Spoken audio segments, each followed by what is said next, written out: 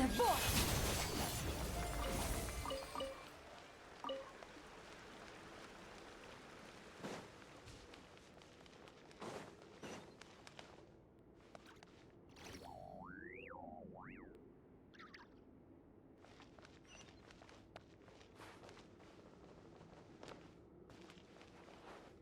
Fearless.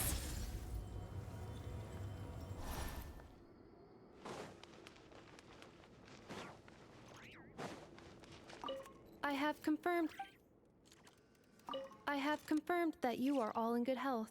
With that, It's good to know you're all well.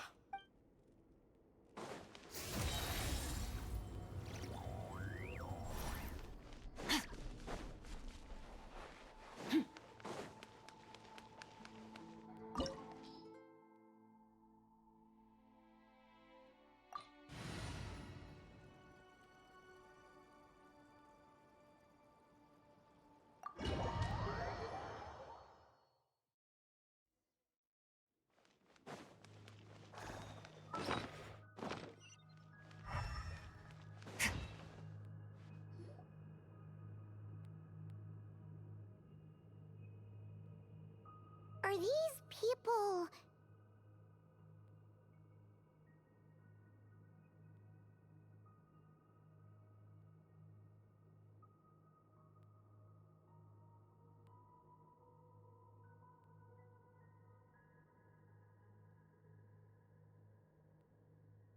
judging by their clothes, they appear to be phantom Hyperboreans from the distant past. That could mean they have some clues about the moon goddess's name, right?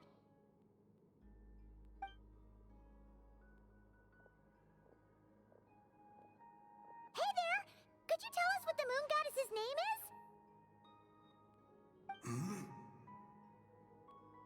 Sorry. That's probably a weird question, huh? How do we explain this? The moons are long gone, and their goddesses are dead. Their names no longer mean anything. When a new moon goddess is born, we will surely know her name. We have used every last resource at our disposal. All that remains is to wait, patiently and quietly.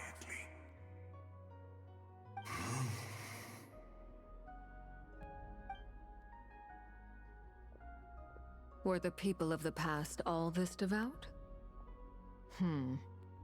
It looks like this phantom doesn't intend to converse with us any further.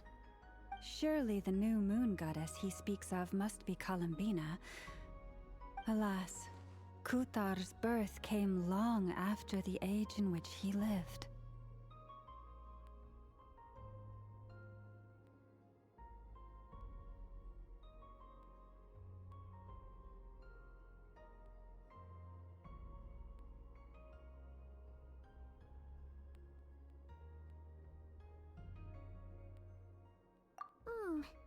But, maybe if we find a phantom from a more recent age, they might know Columbina's real name. True. Keep an eye out. We should be able to tell which era they're from by the clothes they wear. Yeah, you've been pretty talkative this whole time. What changed? Oh, nothing. I'm fine. You all make good points. When the Hyperboreans speak of moon goddesses, they mean the three from truly ancient times. I can't imagine they would know anything about our current moon goddess. There once was a time when the moon goddesses blessed them greatly and protected them from harm. So, when the war between the gods and dragons plunged the world into chaos, it seems they looked once more to the moons for help, praying for a new goddess to be born. Yeah, that checks out. Let's continue on. Who knows what else we may discover?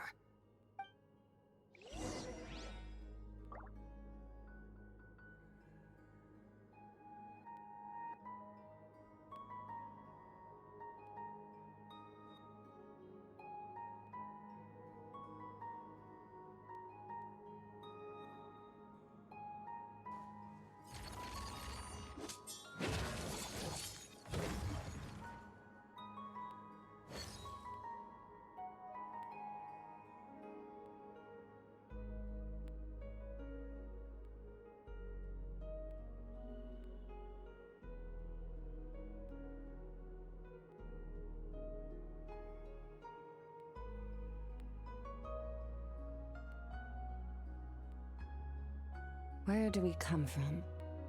And where are we going?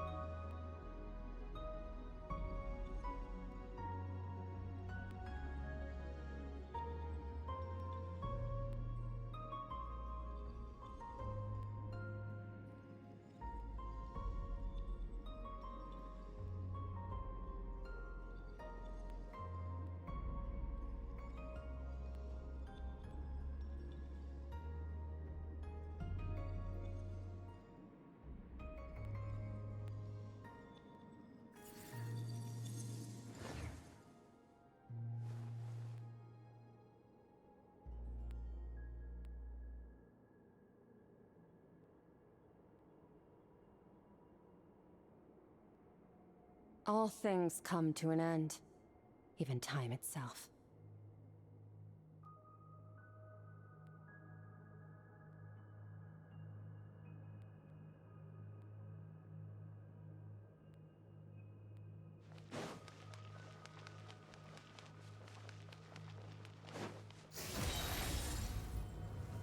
There's a door blocking this path!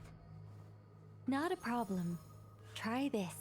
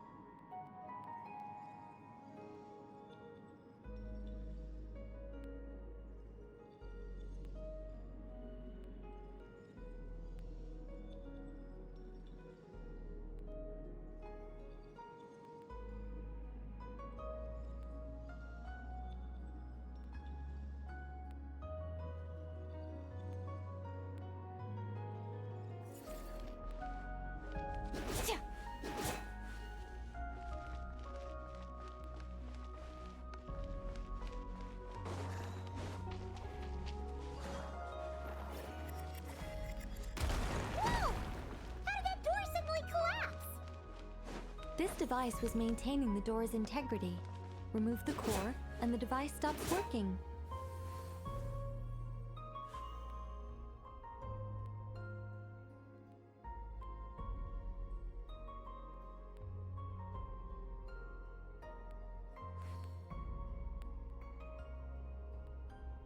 Where do we come from? And where are we going?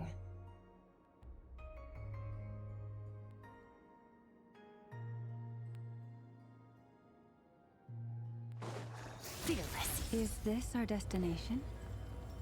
Impressive. More precisely, this is a device that will help us reach our destination. Let's go. We still have a long distance to cover.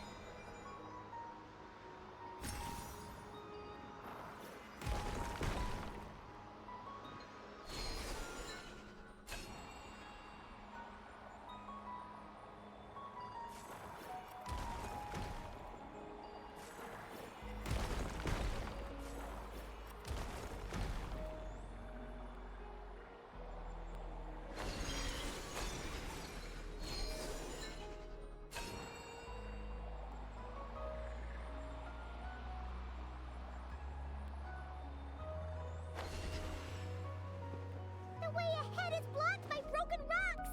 Ugh. Let's try that device again. Remember the door from earlier?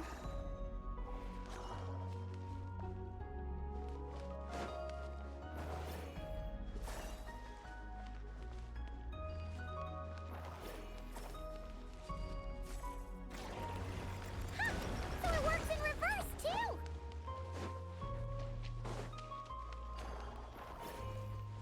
The humans we see are all phantoms, but the monsters are real. What a fascinating place. There'll be plenty of time to admire it later!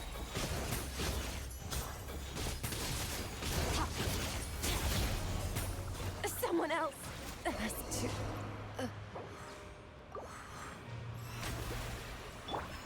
Am I still too weak?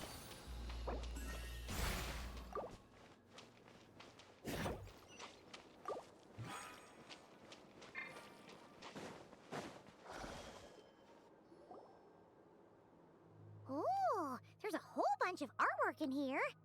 Seems pretty old. Nicole, this is probably your area of expertise. What do all these paintings mean? Let me see. To understand these murals requires some knowledge of the history surrounding the War of Funerary Flame. I shared a little of this with Lauma before. Yes.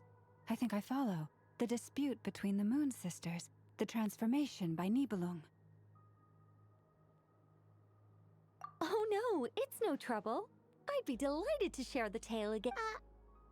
Tevat's 3 moons and their goddesses were brought into being by the will of Nibelung, the then ruler of Tevat. But when the heavenly principles came, they changed the world completely, down to its very foundations. The moon goddesses were nowhere near strong enough to challenge this entity. But the heavenly principles did not view them as heretical entities that had to be removed. Essentially, the 3 moons existed to keep this planet alive and operational, which did not directly conflict with the heavenly principles' aims. Nevertheless, the inherent precariousness of this arrangement would soon be revealed. Nibelung returned. Yes. He did, and thus began the War of Funerary Flame, a battle for dominance between Nibelung and the Heavenly Principles. Discord would soon emerge between the three Moon Sisters.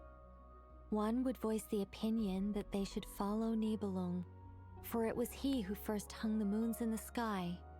Another would argue that taking sides in the conflict would only bring the world closer to ruin.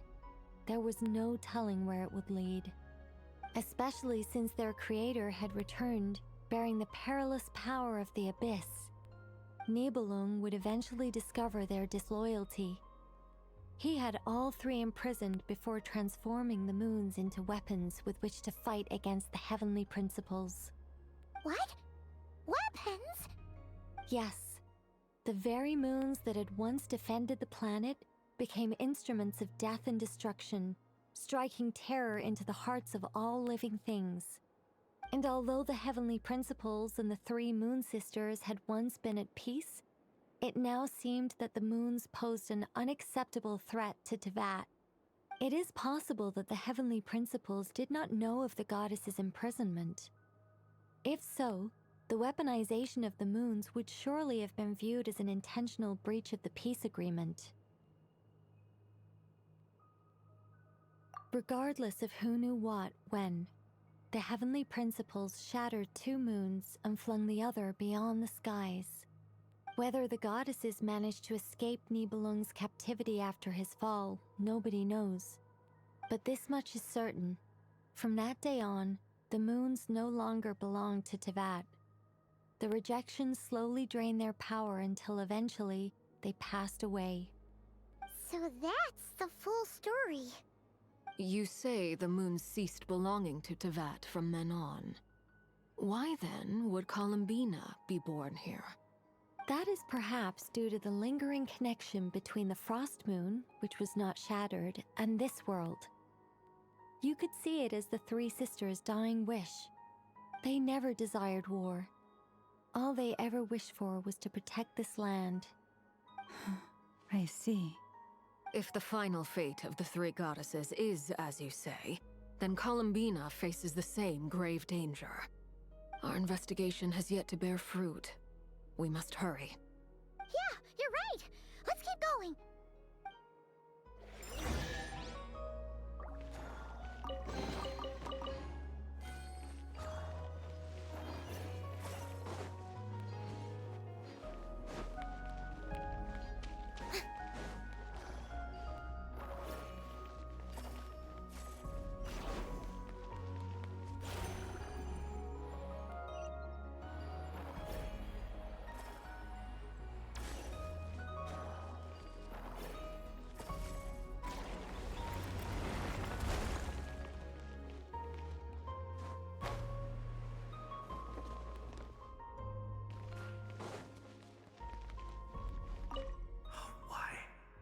Why do the creators of this world no longer show mercy upon their people?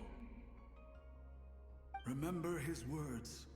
We must change our fate with our own hands.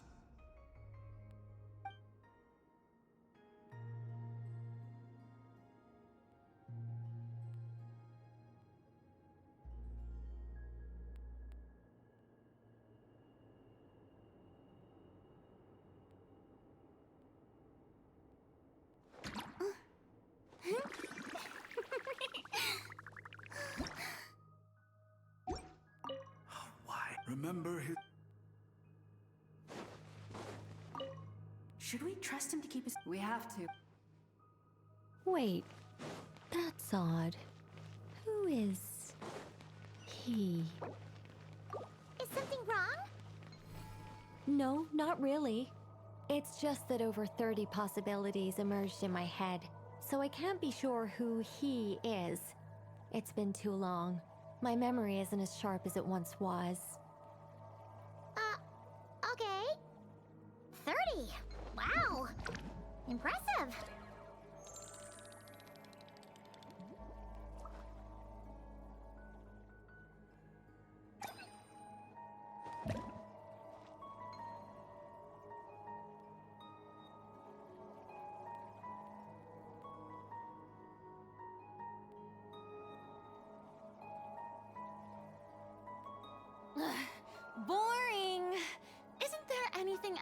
more interesting to do?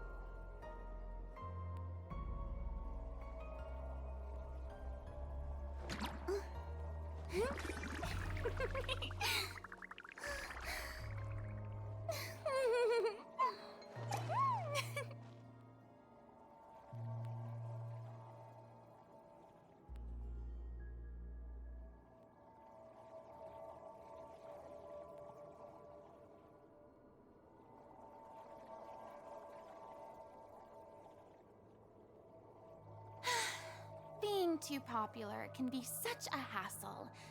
Who knew the people would adore me so much?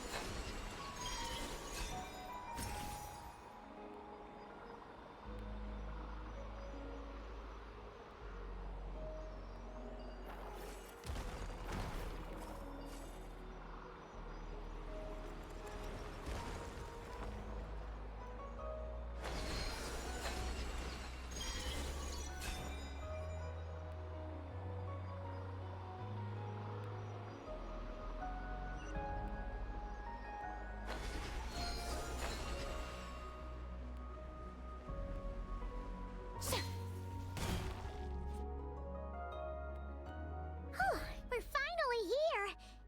Guessing we'll need to activate this thing? Indeed. I was a little worried about that at first, but as we got closer, I sensed that the Kuvaki within it flows unimpeded. It should be functioning normally. The only issue is how to activate it. It's looking a little worse for wear. What about the cores from some of the other devices we've seen? Can we repair it using those? In all likelihood, yes. I imagine that would have been the Hyperborean's backup plan. Let's look for some cores.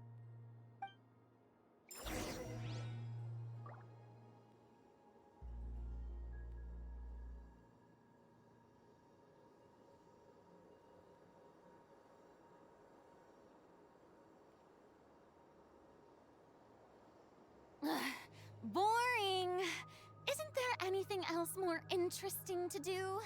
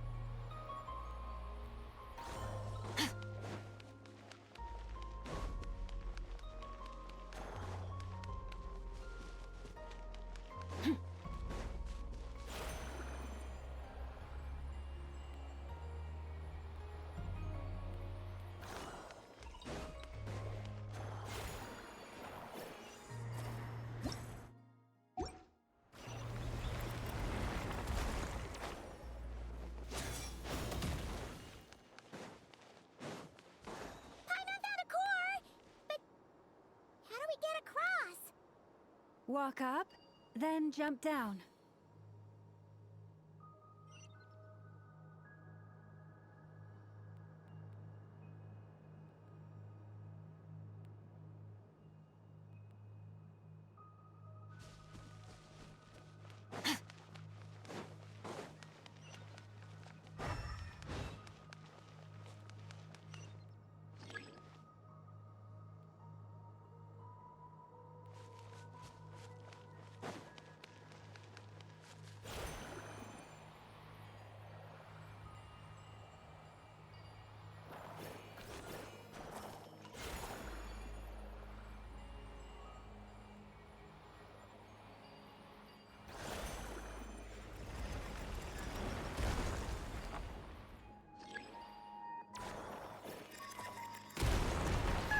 That should be enough cores.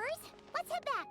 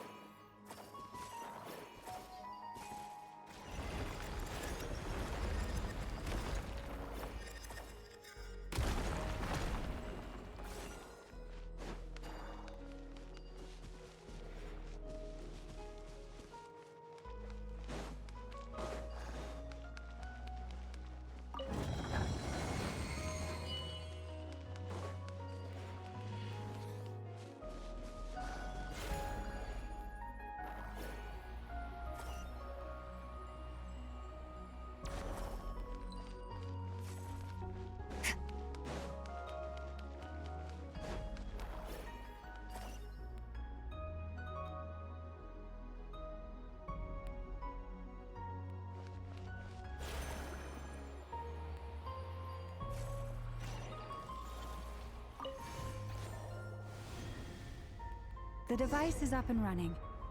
It's hard to believe that the ancients were capable of constructing such things. Paimon sees our destination!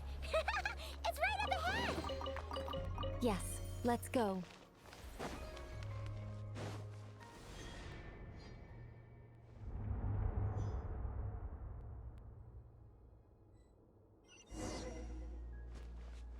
Fearless.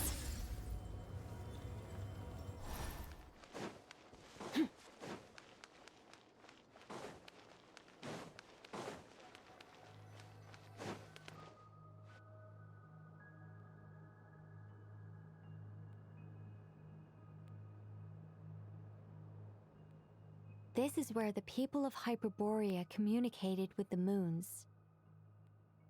We need only place the moon marrow upon this platform on Moon Prayer Night, and we shall be able to open a portal to the moon and send our moon goddess back home. The assumption being, of course, that we can find her first. That's right. You want to know if it's safe there, don't you? And yet, she has no choice but to return. You know this. Oh, that's not the only issue here. This is the end of the line, right? And despite looking at historical artwork and talking to people from Hyperborean time... If it's not too much trouble, could you tell me exactly what Alice said to you about finding her name? Oh, sure. What she said was... Then your first job is to find it. As a moon goddess, I'm sure she must have a name she identifies with. Neither Columbina nor Kutar is her true name, and she's never really accepted either of them. Is it not also possible that she has never had a true name? Not at any point in history? That would be a hard pill to swallow. But at this point, we may have to accept that that is the truth. No one knows how she came into being, and she certainly doesn't have parents in any sense that we're aware of. Perhaps she was never granted a name at all. But does that mean there's no way to get Columbina back? Huh? Wait, why all this pessimism? Was it the way I phrased this question? You all seem to be taking this in completely the wrong way. Well, just because she's never had a real name in the past doesn't mean she can't have one now. What? Think about what Alice said again. She never once said that you'd have to find a new name, did she? Are you saying what I think you're saying? Yes. Names are anchors that connect us to the world. If she doesn't have one already, then all we have to do is create one, no? It's like...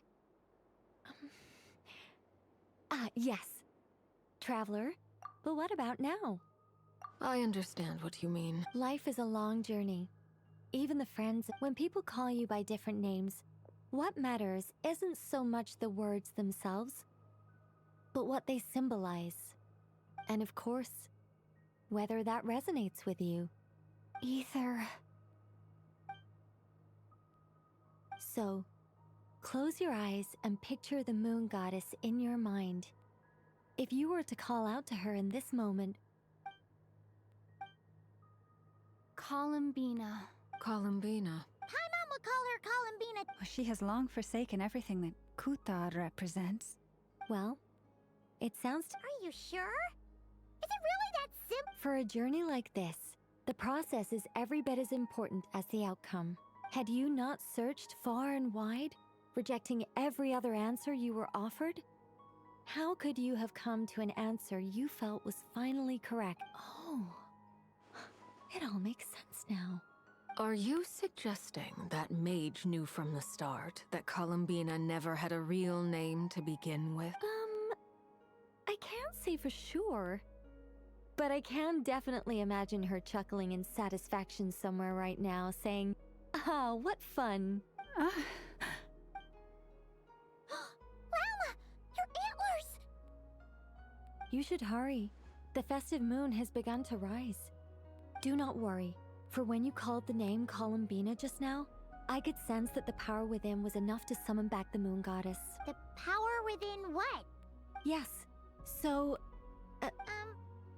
This is so annoying. I really... But... Deep breaths, Nicole. Deep breaths. You're an angel. A sober, sensible, Okay then. Sorry. Anyway, you all need to hurry. Last thing, remember how it felt when you Then it is agreed. By the name Columbina. Then we'll throw her the best moon paranite party. And at last, we will send her home.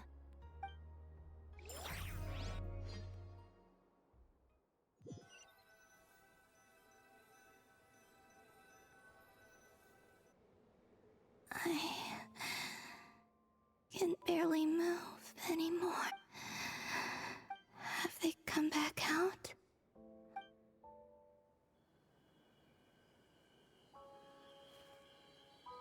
They didn't make it.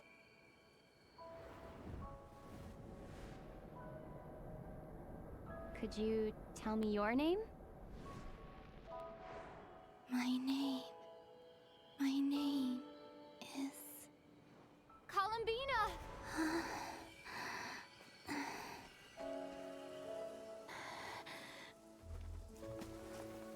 Columbina!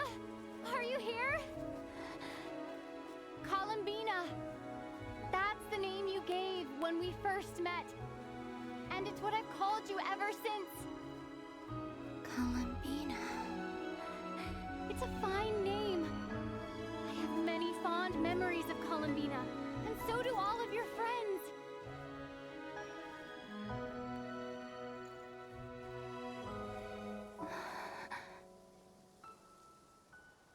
If you like this name,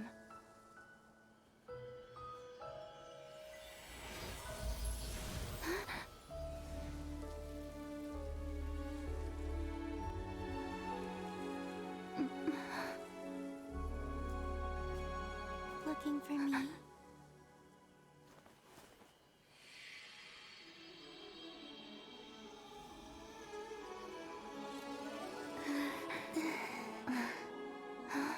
I like it. You can carry on using it. My name is Columbina Hyposelenia.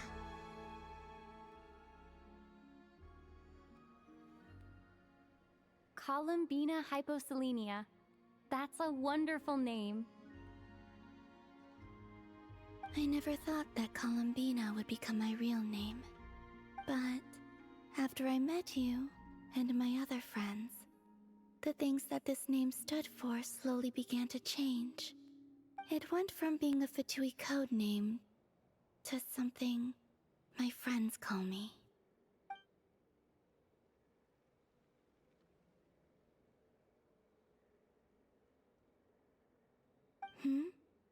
What is it?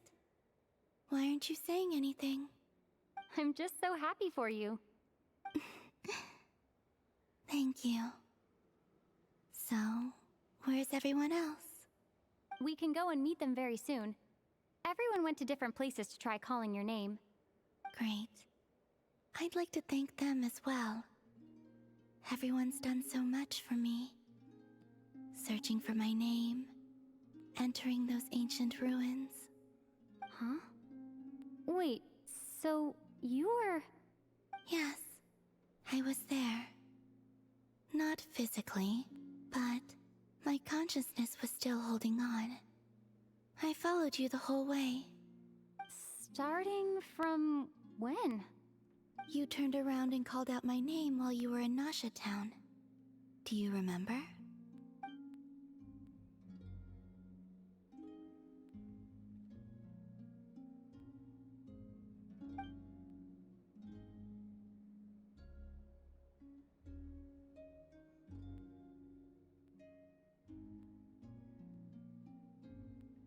Let's go. We don't want to keep them waiting. Sure. In that case, come with me. But... Hmm? Before that, could you call my name one more time? Sure. Come with me, Columbina hyposelenia.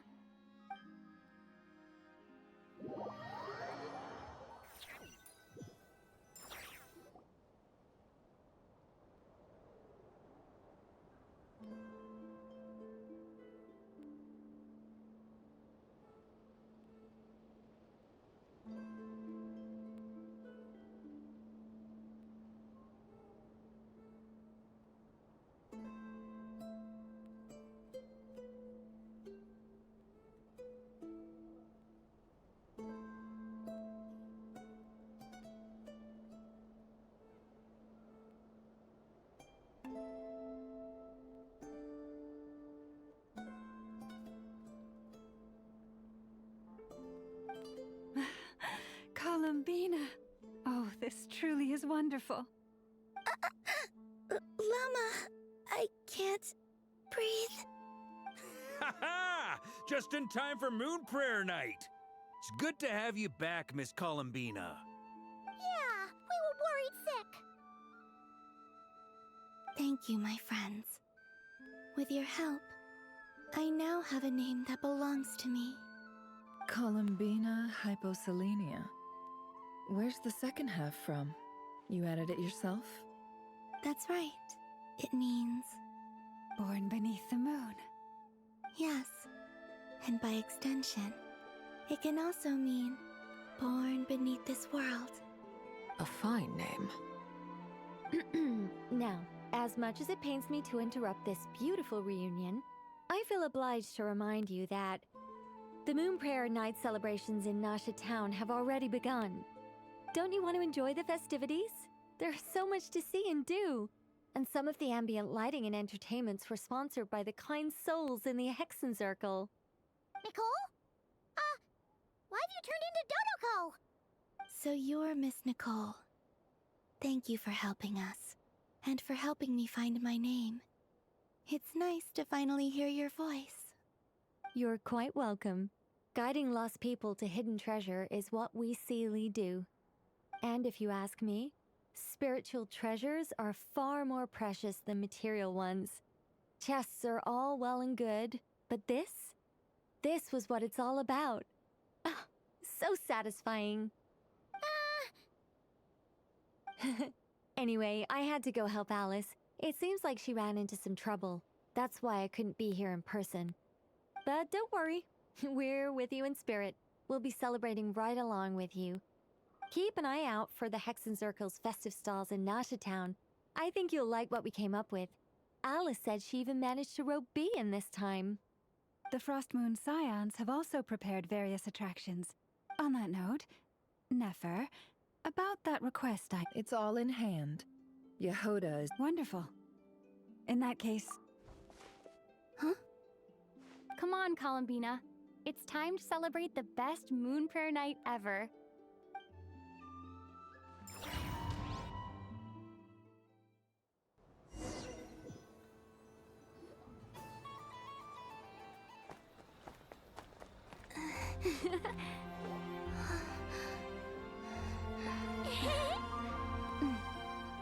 Hey, young lady.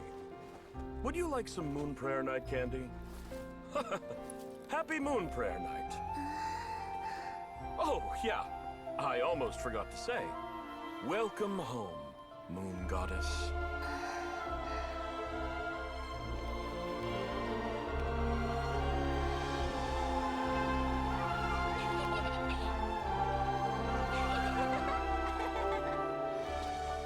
Welcome home, Moon Goddess. Welcome home, Moon Goddess. Welcome home, Moon Goddess. Turning Nasha Town into her home is a festive gift. A rather brilliant idea. Perhaps this is what Krai, Columbina's home, should have been like all along.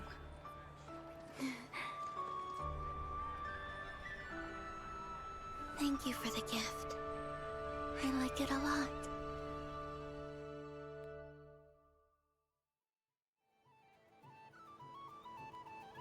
This feels like the surprise of my life. I do. I never imagined I'd ever get to enjoy Moon Prayer Night with everyone so freely. If you're happy, we're happy. Quite a strategy you came up with. Hide the tree in the forest. It's not your usual style, Lauma. Is there something about Moon Prayer Night that enhances what's in your head as well as the antlers on top? Apparently so.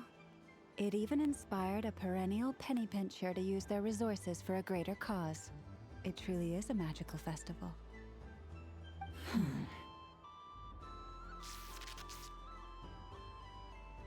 I see it now. This bickering is actually a sign of a strong relationship. Huh?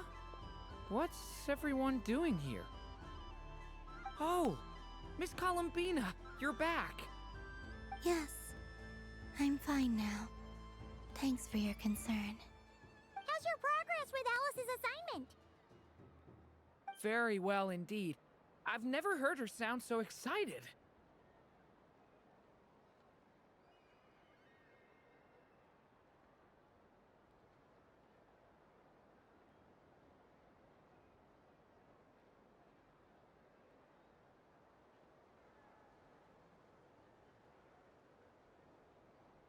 Not like this.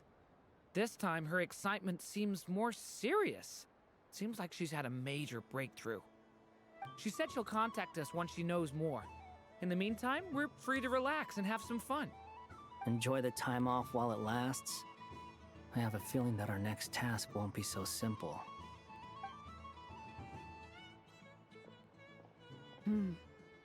I should go. I still have a few things to attend to at the Frost Moon Scion stall. And I think I'll take a look around. With any luck, this once-in-a-year festival will come with once-in-a-year opportunities.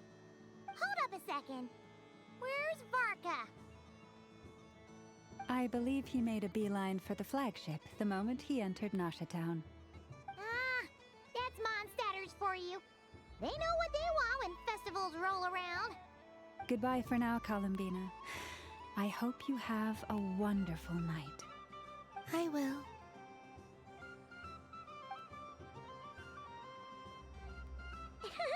Well, in that case, don't just stand there. Get out there and have some fun. You'll definitely get a warm welcome at every stall. Oh, also, take this map with with you. It's a guide to the festival.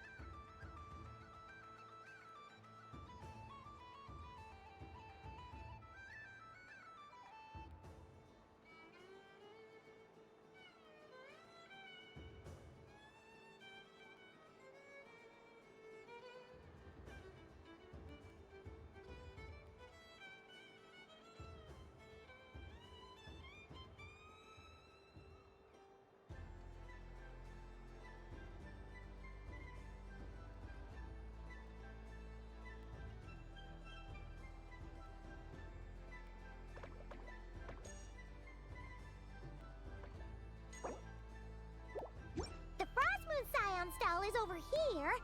Lauma's invited a whole bunch of cute animals. Over there is the Hexen section.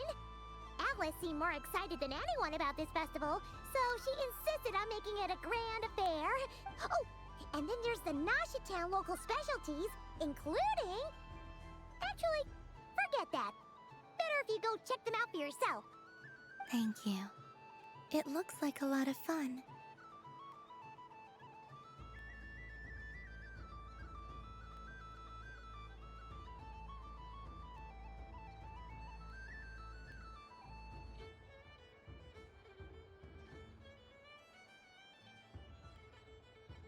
You're not coming with me? We'll be around.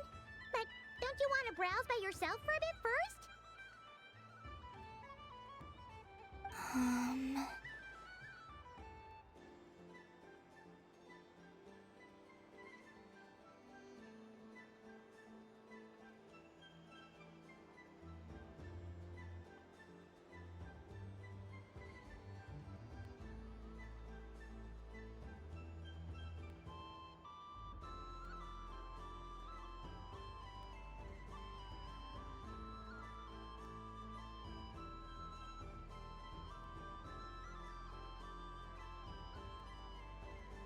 Yep. If you find something you like and want to try it out together, otherwise, just relax and enjoy yourself. There's so much on offer, so try to experience as much as you can. Where should I go first? This must be the So this is the Frost Moon Scions area. It feels very familiar.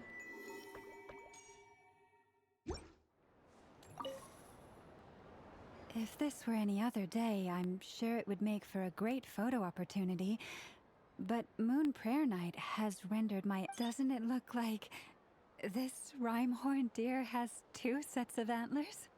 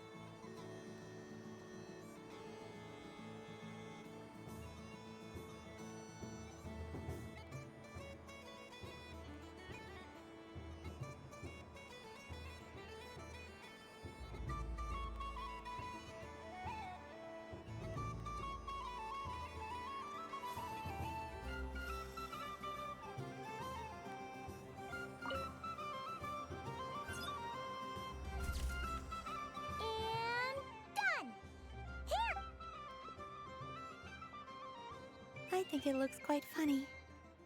Well, Paimon thinks it's super cute.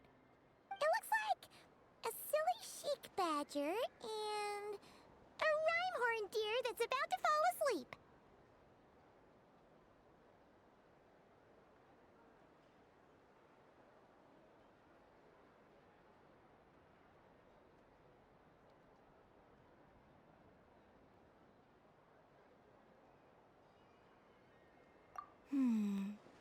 Maybe I'll stand on the Sheik Badger's side instead. It looks like we've attracted the attention of quite a few animals. Let's make room for them.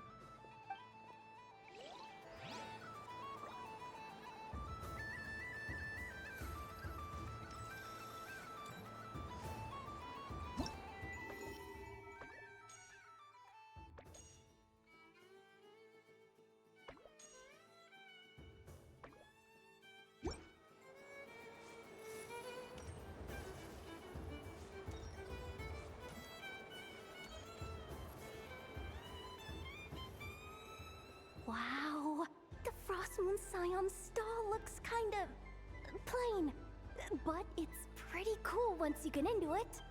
I don't go to Hisi Island much, but it's got that, like, old world cultural feel. And if culture means we get more festivals, I'm all for it! Hello, Yahoda.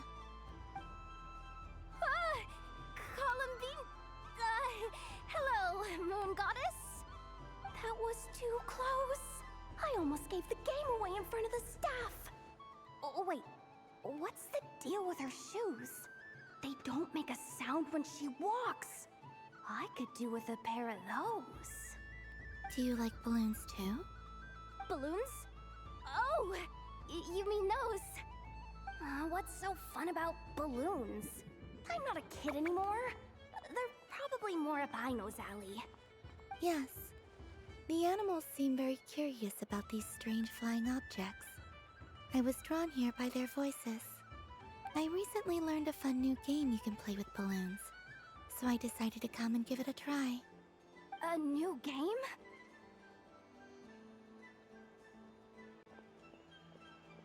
Hello. Welcome home, Moon Goddess. Here to buy some balloons? Yes. Could you give me a few that haven't been inflated yet? Are you sure? I guess it's not a problem, but...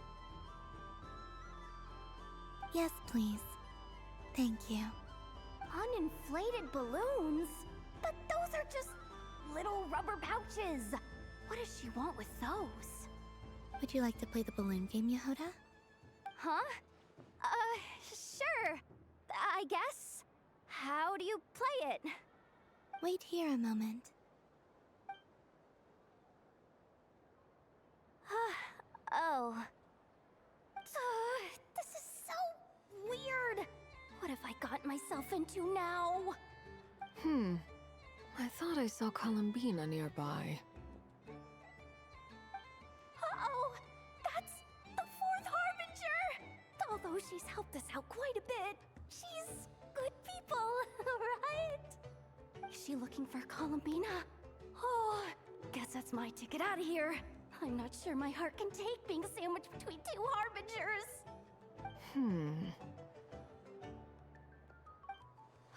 Which stall is she checking out? Oh, it's that other Frost Moon Scion's one. Try on the headgear, see what it's like having antlers or animal ears for a day. Oh, I wouldn't be caught dead wearing that stuff. So embarrassing. I have enough gear to carry as it is. Wait, what? She put it on? How peculiar. This would take some getting used to. I wonder if this is what— It really suits you. What is this? She was so intimidating a moment ago, but now, dang, she's really rocking those ears. How does she make them look so cool? I suppose I may as well keep them on for now. All part of the festive experience. She's coming this way. How do you do, Miss Yahoda? Oh, jeez. Don't talk to me while wearing that thing. Where am I supposed to look? Oh, hey there. I'm looking for Columbina. Have you seen her? She just... Huh?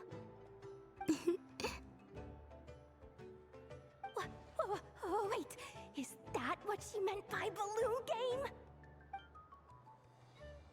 Yeah.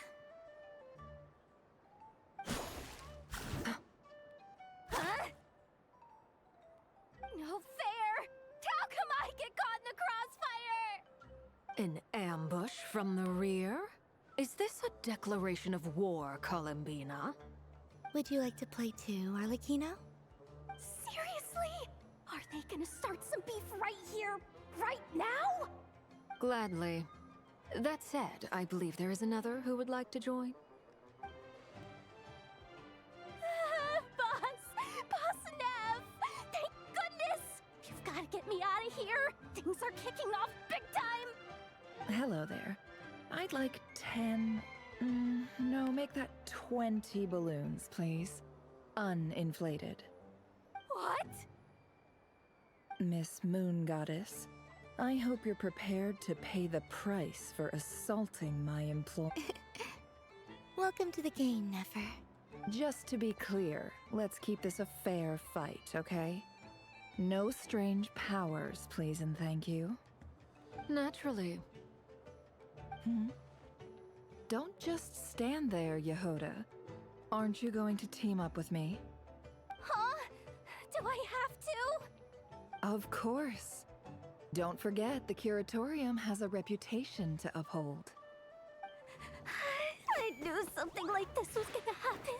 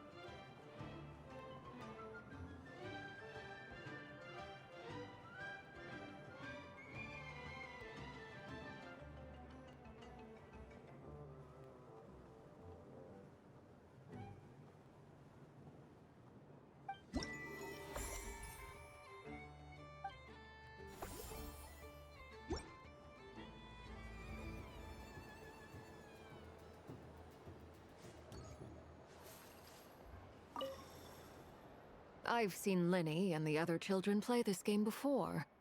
It would...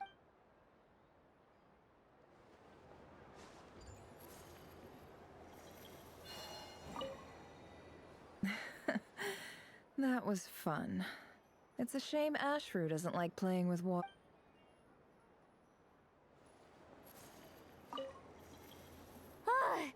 I just had a water fight with 2 foot...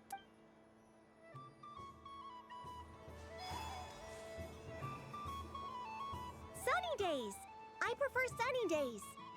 Ah, well, you are as warm as the sun itself, Moon Goddess. Very well. I believe your spirit animal has to be this most adorable chic badger. Wow! Thank you, Mr. Talking Magic Lamp. Have a very happy festival, Moon Goddess. Blends? That's you, isn't it? It's our little secret, my dear traveler in Paimon. Okay, sure, but why are you here selling sugar sculptures? Everyone celebrates in their own way. After gazing into the abyss and spending time around gravestones all year, what better way to relax than to see sunny smiles on the faces of the living? Besides that, I like to think of myself as a fair judge of character. I dare say matching personalities to confection suits me rather well. That's not what Paimon was talking about. Aren't you afraid that your true identity might be Should I be? There is all manner of magic in the air this Moon Prayer night, thanks to the work of the great mages. I see Miss Columbina is hiding in plain sight. Why should I not do this? Fair enough. You got a point there. People who don't know you will probably think you're just a talking lantern. Well, now that we see eye to eye. Ah, well, actually... Oh, this is... How wonderful. A beautiful idea. Yeah!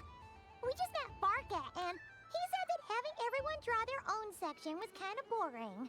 So, he did your bit for you. Ah, Varka. Ever the maverick.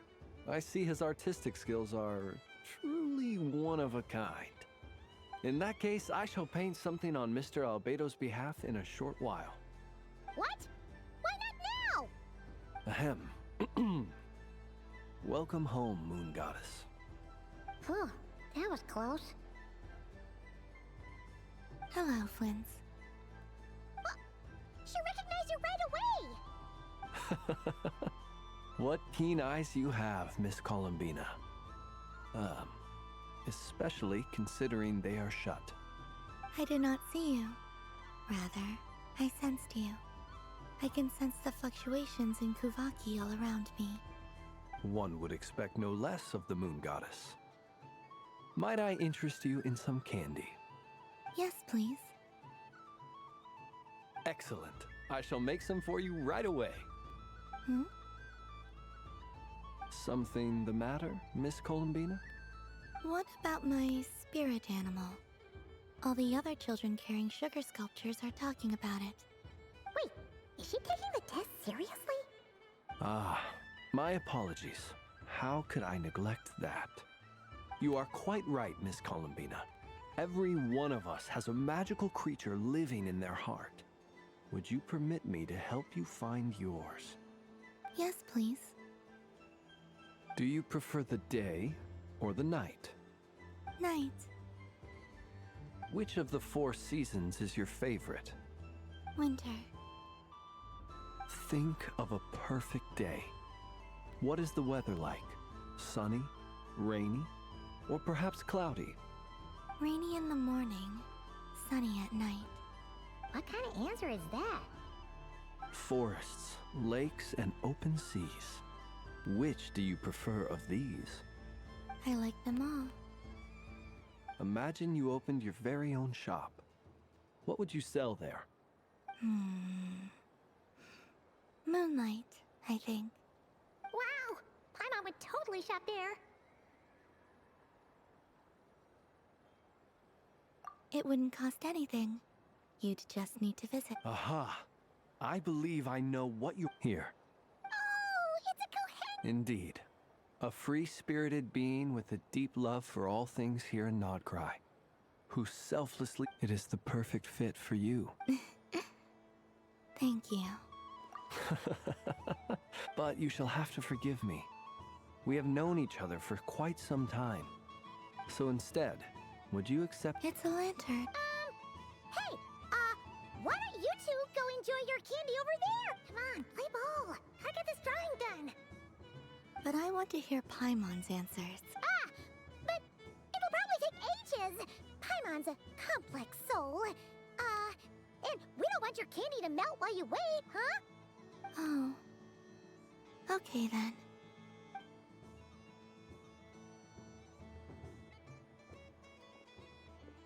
Phew. Nice excuse, Lady Paimon. That was some quick thinking. Yeah, no thanks to you. A little help next time?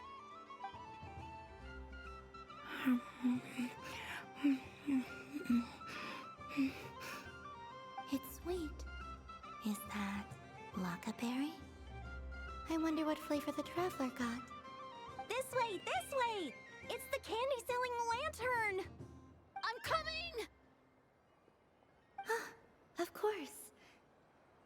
Traveler, maybe we can share?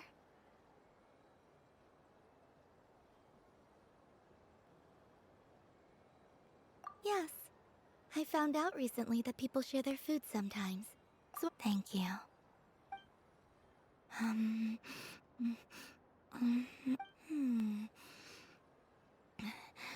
Yours is amazing.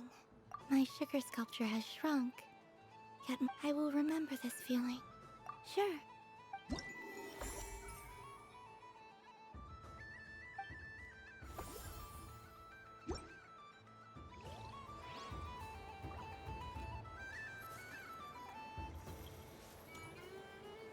Something about festive lighting.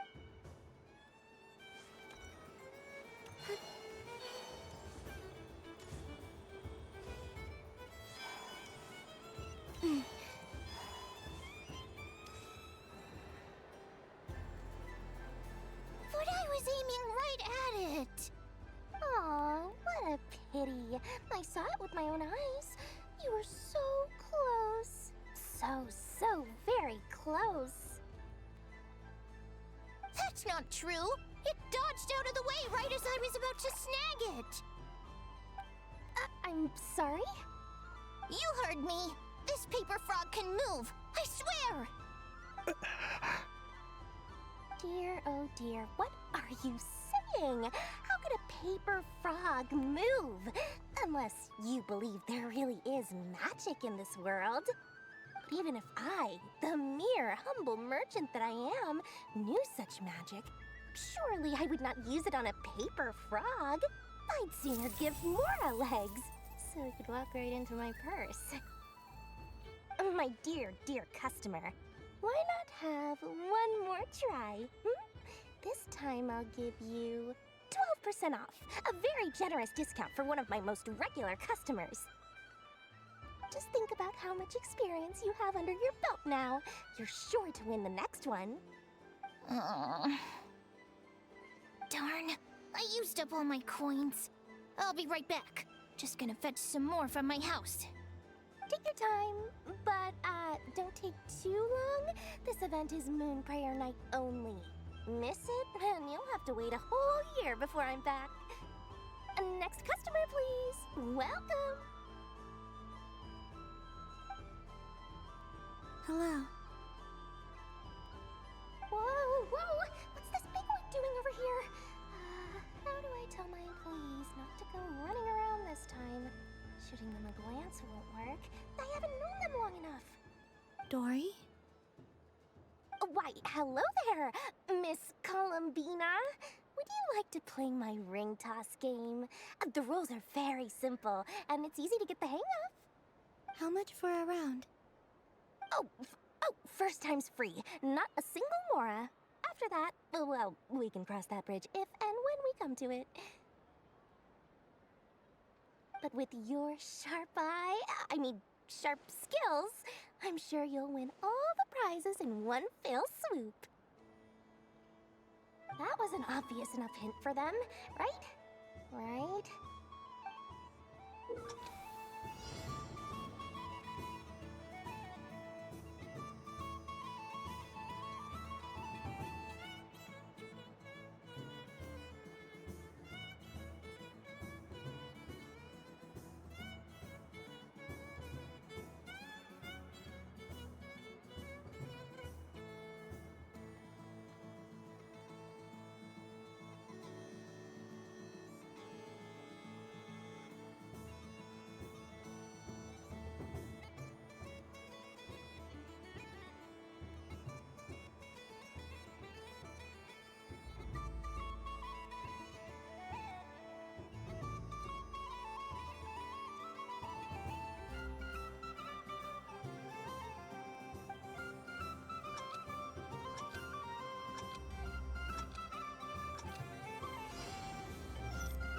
Here comes the ring! Oh, peanuts.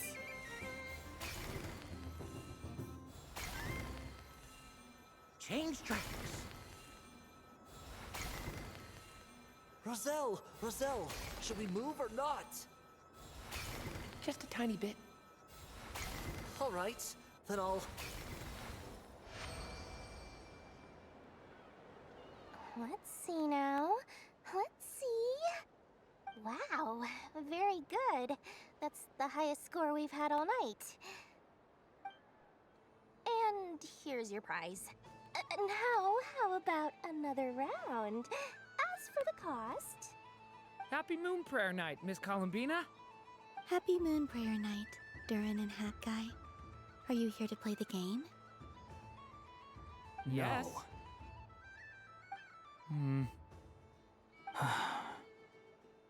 You said we were just coming here to say hello. I did, but then I recognized a few more people as I got closer. Do my eyes deceive me? Is that... It's our little dragon! He's all grown up! Someone's popular. Well now, since you came all this way, why don't you try out this lovely game we have going? First try is free! He'll have a go. I'll pass. It's only one free try per customer.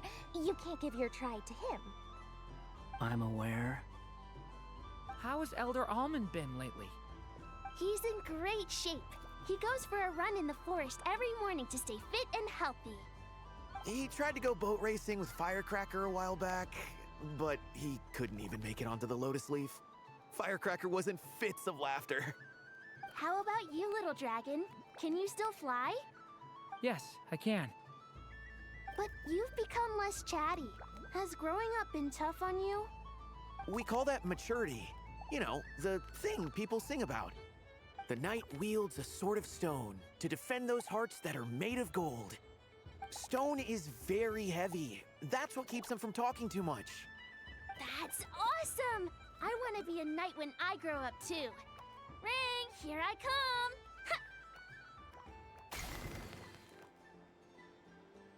Ah, the hat-wearing man. I never thought I'd see you again. You seem more determined than when I saw you last on the train. If you say so. Oh, I do say so. The people you once helped see it clearly. It's because you are once again on the right track. May the engine in our hearts propel us to the station of our dreams. I can move! I can move now, Roselle! What are you doing, running into the rings like that? You got them all so quickly! I've never seen anything like this in all my travels. Is this guy actually an old friend of theirs? But how? They're origami animals and clockwork people from a fairy tale. Getting to know them would be quite an arduous task, unless they share a hometown? I have to get to the bottom of this. Next time I see the great mage Alice, I shall demand answers. Thank you, Dory. I had a lot of fun. Now for your prize.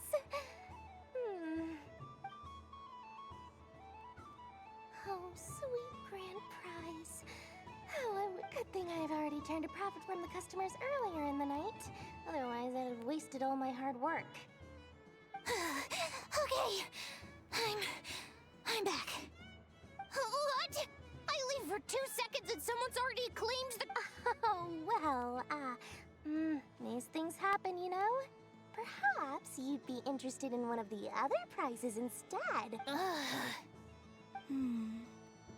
Here, you can have it. Huh? But... Don't worry about it. It will be happier with you. Oh, thanks so much, miss. I mean, Moon Goddess. Oh, goodness gracious, Columbina. Give me strength! How am I supposed to make any more money from this child at this rate? Daddy, look! That's the game I was telling you about! Forget it. She is the Moon Goddess after all. I'll think of some other way to swing this. Maybe I... Huh? Oh. You can take mine if you want. What? Why? Why are all these bleeding hearts coming here to ruin my business? Happy Moon Prayer Night, everyone. Happy Moon Prayer.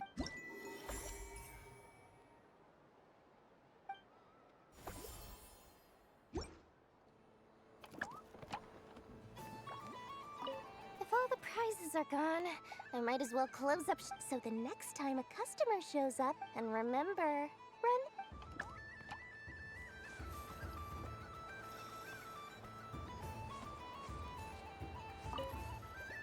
Done being a do-gooder? Thanks for coming here with me, Hat. Are there any games you'd like? Why does that hamster think you've grown up? I know you don't mean that. You're just taking the Even if you won't admit that taking some time to compose yourself is important, I can see that you're doing it. Otherwise, you'd have taken off your hat and flown away by now. Looks like Albedo's socialization program has been far more useful to you than all those Vahumana textbooks. What's this? Should I give it a try?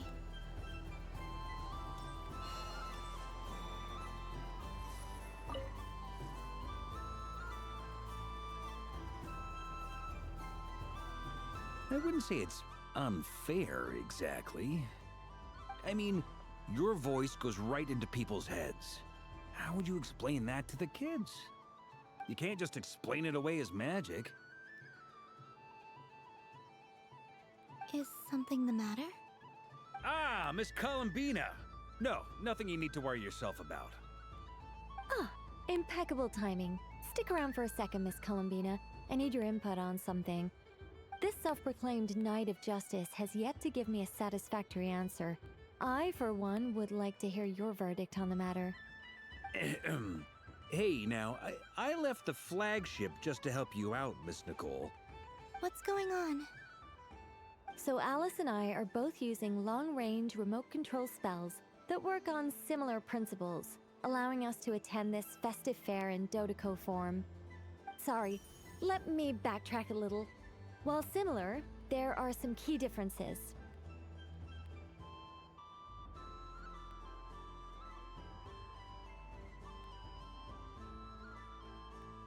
Alice, being a great mage, wanted her Dodeco to reflect something of her own charm and mystique. So she adjusted the way its tail moves when it spins around. An entirely gratuitous move, in my opinion.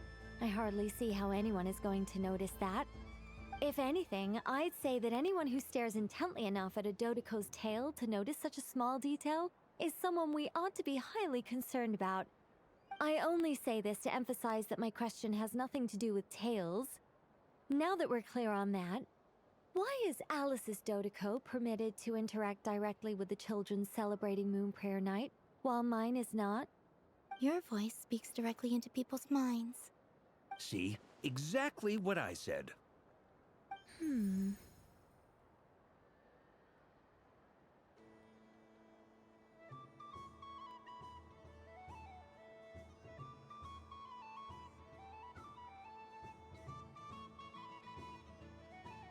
Miss Nicole? Ugh, I can't stand it. I know that probably makes me sound like a whiny child acting out in front of their parents. And it's a little embarrassing now that I think about it.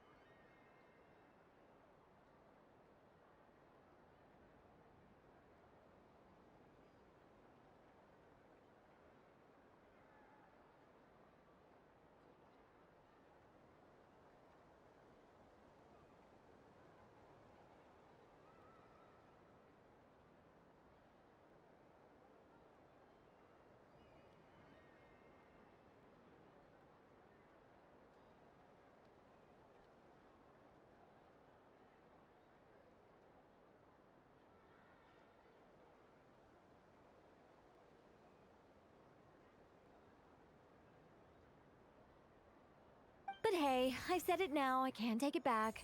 That would be even more embarrassing.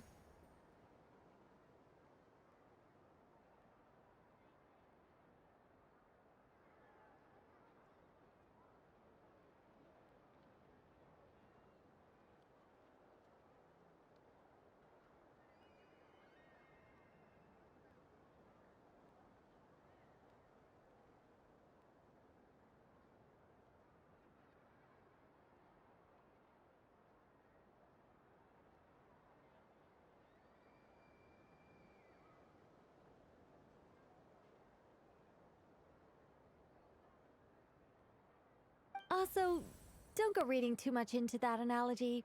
It was off the top of my head. I'm actually an awful lot older than either of you. Miss Nicole, are you saying that you'd like someone to play the game you've prepared? I'm not so invested in that. It's just something cobbled together using items I borrowed from Alice. She probably didn't even make them herself. The point is, I want to know everyone's thoughts after they receive their prizes.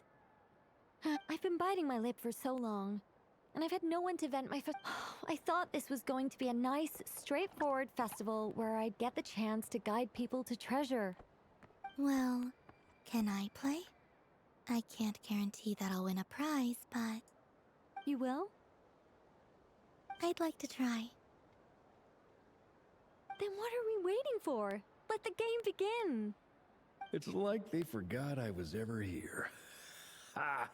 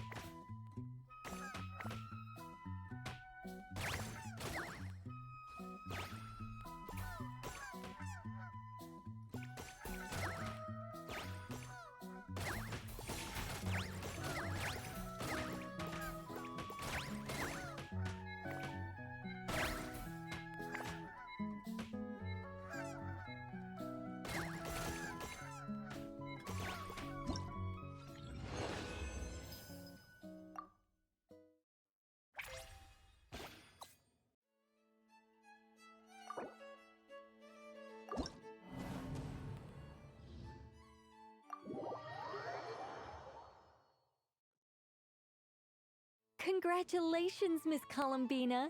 With your great wisdom... Fate? Well, something to that effect. If you'd prefer something more poetic, it could be the icy winds, or the dawn. Anything you like, really. You could even go with the challenge posed to you by Dodoko. If that's what you're into, all my hopes are now resting on this. Can I open it next? Stop teasing me. Please, I'm begging you. Wow. What a lovely... Ah, there we go. You have my sincere... Thank you for sharing your precious time with... Don't mention it. You've all done much to help me. And still, I'm the one receiving all these gifts.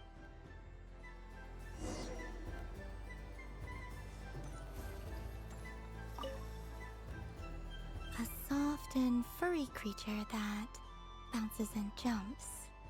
Welcome home, Moon Goddess. This one... Allow me to introduce myself. I am... When the going got tough, I powered through. That sounds like a lot of... Doesn't it just? Oh, but then the trouble started. Recently, I found a lovely beach, only to find it overgrown with seagrass and nasty little spiky fish everywhere, looking to turn me into a Dodoko kebab. I made it back to shore by the skin of my teeth, but my tail was sorely hurt. Couldn't you just boom them away? Oh, I wanted to, believe me. But I've heard that you, Moon Goddess, can understand animal speech. The last thing I wanted was to cause a gigantic fuss and get taken to court by a school of spiky fish. I'd be driven out of these waters for good, and my winter holiday would be ruined. And so, dear Moon Goddess, I was wondering if you might lend me your allegiance. Are you roping me into a crime? Oh, let's call it a once-in-a-lifetime carefree adventure. Does that sound better? All the festival goers tonight are dressed up as the Moon Goddess. But there's nothing to say that the Moon Goddess can't disguise herself as a Dodoko, is there? Besides, this is your home. You should be free to be whoever you wish. I'm afraid I'm not well acquainted with Dodokos, Madam Mage. Oh, that's quite all right. We Dodokos are innocent, happy creatures with a free-spirited nature. Many, like myself, are mischievous troublemakers. Others are lazy souls who like nothing better than to lie down on a nice rock and take a nap. In our eyes, every creature who yearns for happiness and freedom is a Dodoko. But perhaps in yours, we Dodoko are a fluffier and more mischievous breed of Kuhenki. Yes, that is a much easier image to follow. Oh, wonderful! Then let's play! Grab onto my tail and follow me into the sea! Time to settle some scores with the bad guys!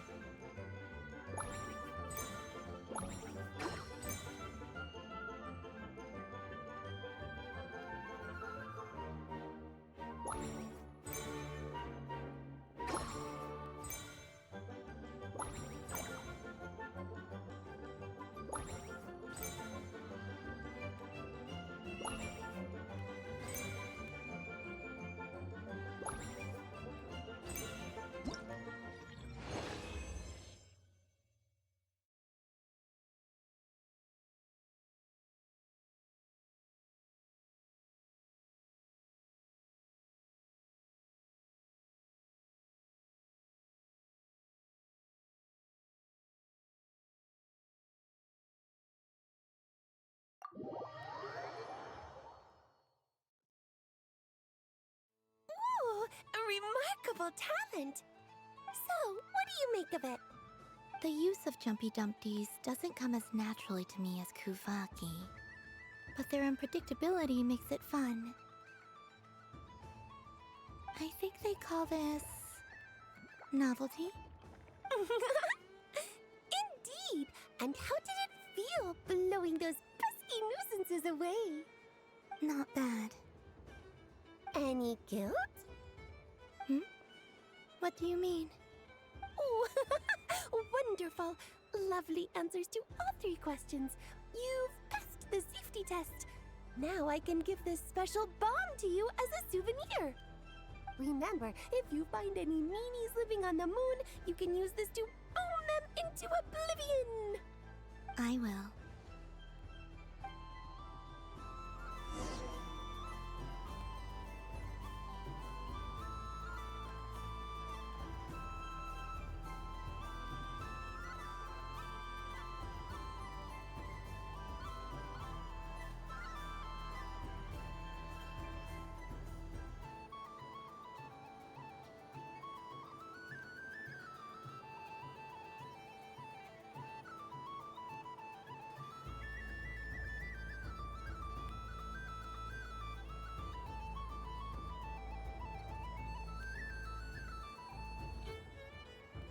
Up for another round of fish blast? Oh, I mean, of course, of course.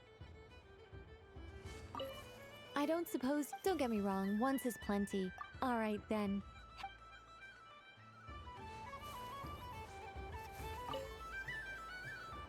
Welcome home, Moon Goddess. Oh, you're the genuine article. Alice was right. This moon prayer night was worth watching after all. Another one that talks. Greetings. Pleased to make your acquaintance. I am the Hexenzirkel member they call B. Barbeloth Trismegistus. Columbina Hyposelenia. Pleased to meet you too. Hyposelenia. A fine name indeed. Now then, Miss Columbina, do you wish to hear a mage's divination? Divination? The Frost Moon Scions used to ask me what would happen in the future. Is this like that? From the perspective of the one seeking answers, perhaps. As you look to your journey ahead, if you seek to understand the unknown, resolve your doubts, and soothe the confusion in your heart, divination could be for you. The unknowns on my journey. Of course, if one wishes to peer into fate, then hydromancy is the more precise option. But that is a complex affair, and to relegate that majestic art to the status of a festive amusement would seem somewhat uncouth. Besides, it is sometimes better to not know fate with great certainty. Hence, I shall use the suitably festive Luna Arcana to tell your fortune instead. It is more popular with the youth in any case. Lunar Arcana. Indeed. Unlike hydromancy, this will only display possibilities and trends. People like to think of themselves as creatures of agency and free will. Peering too far and too clearly into the future is detrimental to both body and soul. I'd like to give it a try. Of course you may. Come then, take a seat, Miss Columbina. Before we begin, are there any specific questions you would like to ask? Let's stick to general possibilities and trends, like you suggested. Ah, very well. Then I shall use the basic Lunar Arcana deck. Now, try to relax. Cast your mind upon the things you have experienced and the things you are soon to experience. I will shuffle the deck. Would you like to cut the cards yourself?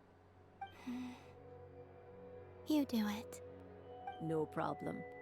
Now then, to make things easier for the seeker, that is to say, you, I shall decipher the cards from your perspective.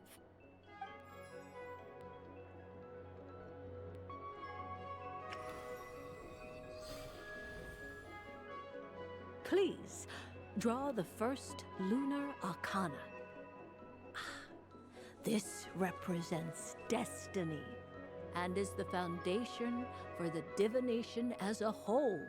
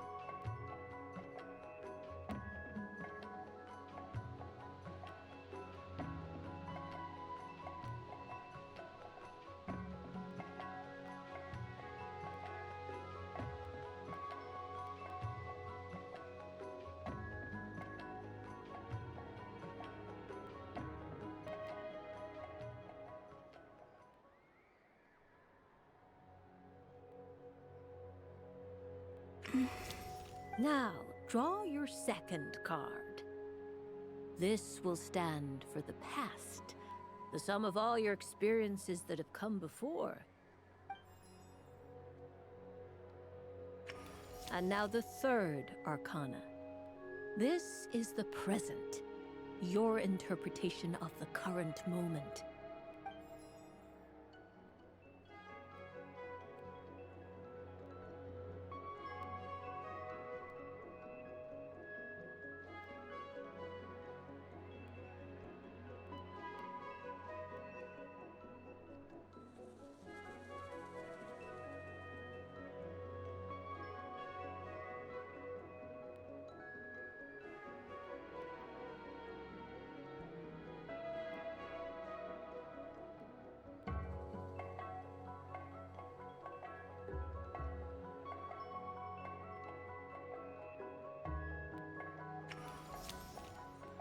Finally, the last card.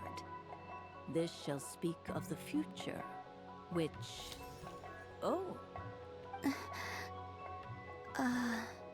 Kuvaki Pulse? Fascinating. I've never encountered this before in my role as a diviner. Something has exerted an influence upon this card, causing it to leave its designated position. What do you make of this, Miss Columbina? Perhaps this is the guiding hand of fate in action. Of course, if you wish, you can choose to deny the validity of this card and draw the future for yourself. No, it's fine. Let's go with this one. A bold decision. I must say I'm looking forward to the results. Well then, let us flip the Lunar Arcana in sequence and see what emerges. Sure.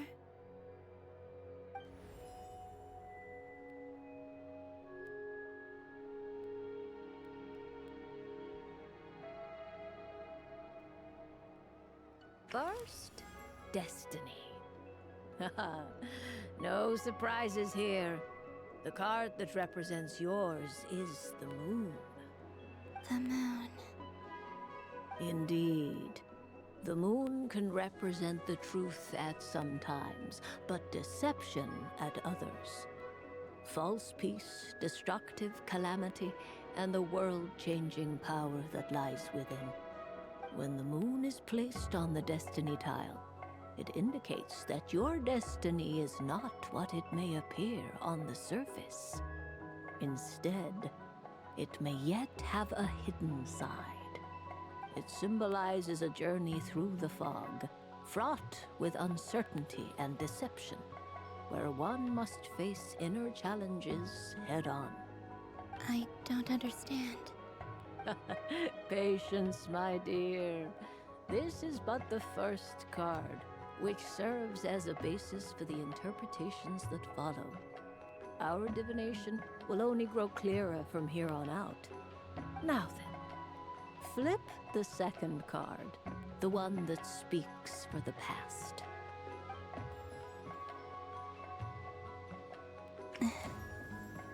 Ah, the Hermit, but inverted. Inverted? Yes. The Hermit symbolizes solitude, introspection, and the pursuit of truth. When inverted, it represents isolation, truth out of reach, and a path that leads one astray. Combined with the moon as one's destiny, the Hermit inverted represents a choice you made to stand alone in the past. It was a choice made not out of fear or arrogance, but for reasons that others could not perceive. You fumbled through the darkness without a guide, but you did not find your way. Rather, you went astray. More than once, it would seem. Is this about how I became Kutar despite not wishing to become a god? And how I joined the Fatui because I yearned for a place to belong? I suspect only you know the answer to this question. All is not lost. The past is in the past, and so it shall remain. Shall we look into the present now?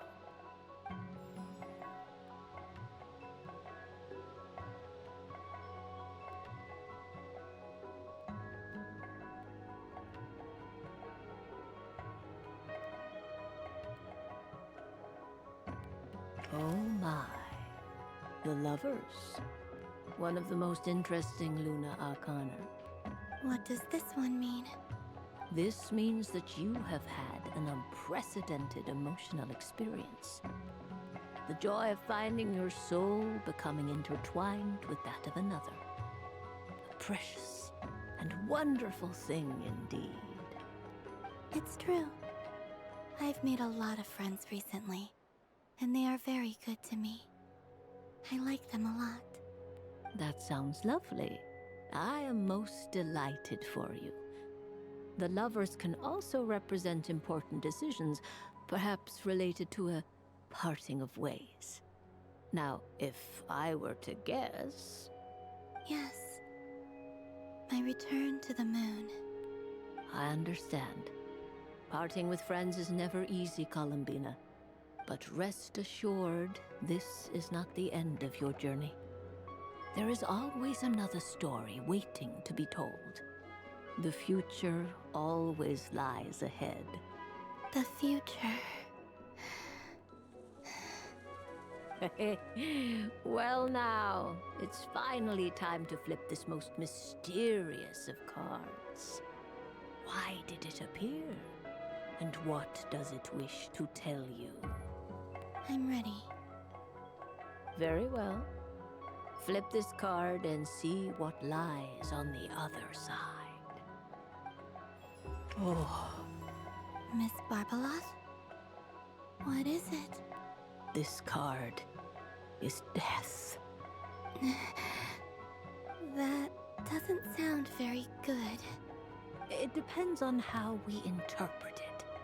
It is true that it can represent an agonizing death, a complete and utter end, but at the same time, it can also represent rebirth. Do not forget that your destiny card is the moon. That lends your future many different potential meanings. If death spells the end, is it unavoidable?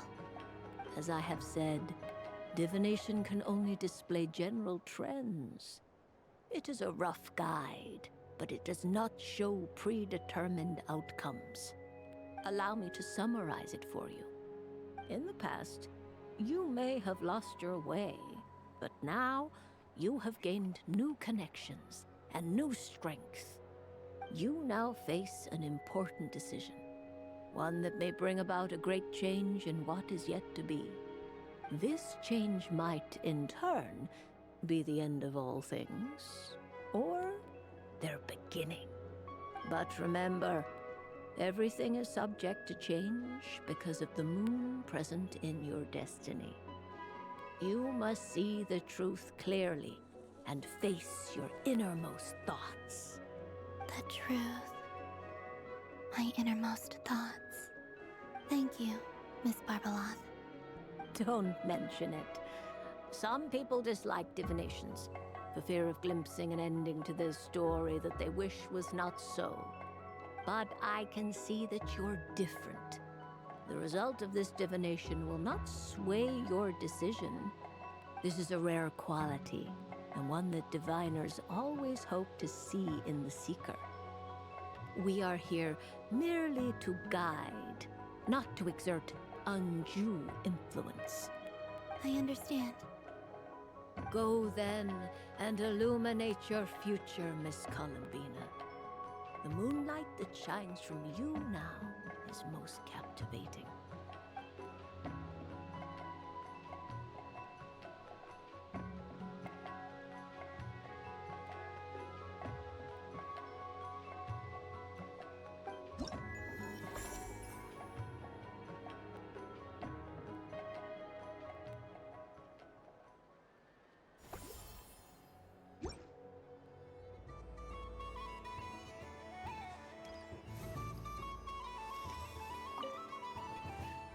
Huh?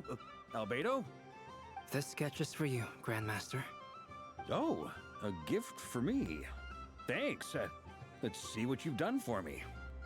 The North Wind left in a lurch.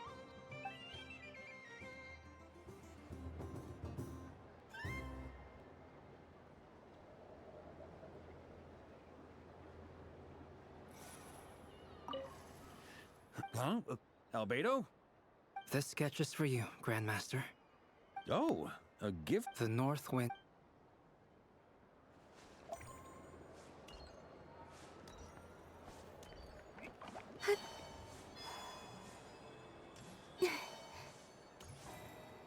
There are so...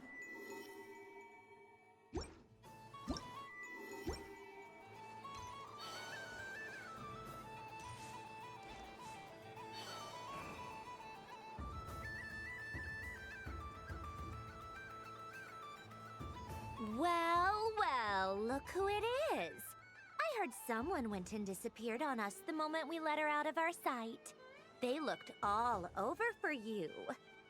Frankly, I didn't think you'd be back for Moon Prayer Night. Were you worried about me, Sandrone? You would like that, wouldn't you? Do you even hear what you're saying?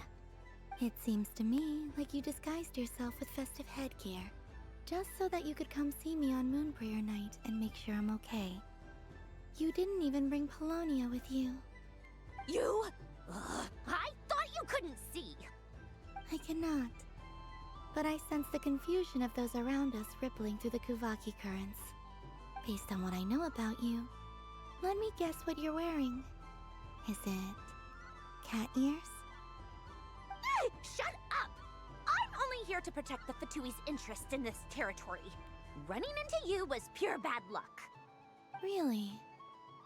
But you were the one who asked Arlecchino to help everyone find my name. Columbina! Ugh! Just one more word, and I'll unscrew your vocal cords. It's Columbina Hyposelenia now. Tell someone who cares. I've missed you, Sandrone.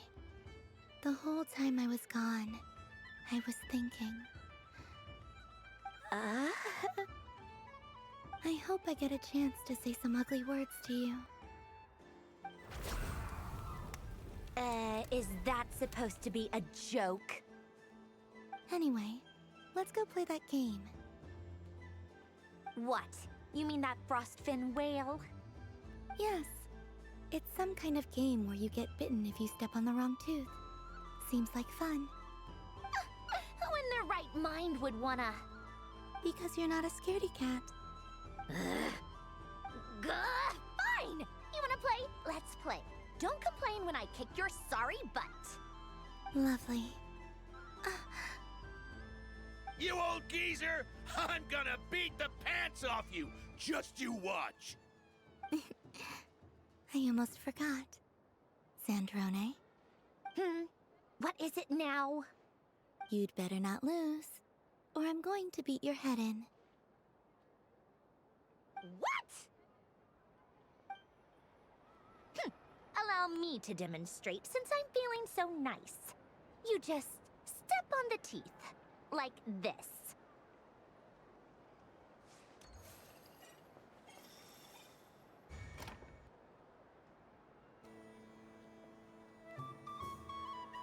Which should I pick?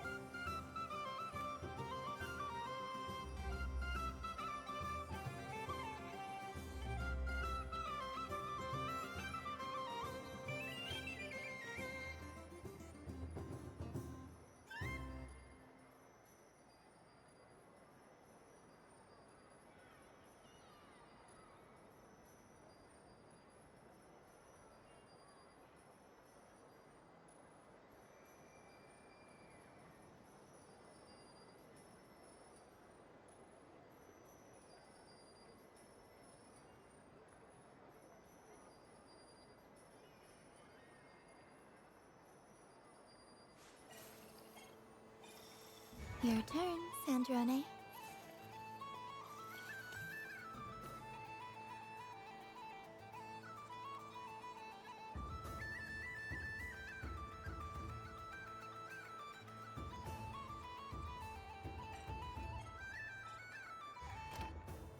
Don't come crying to me if you get bitten.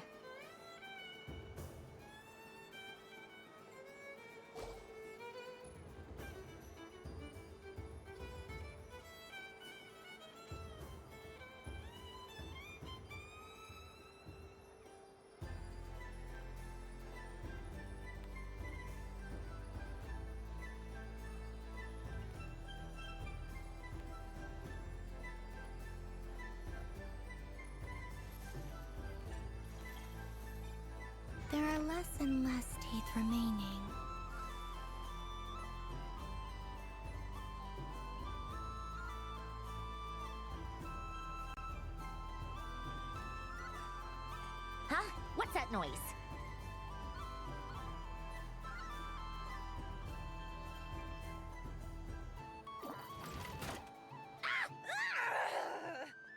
I think you might have picked a bad tooth, Sandrone.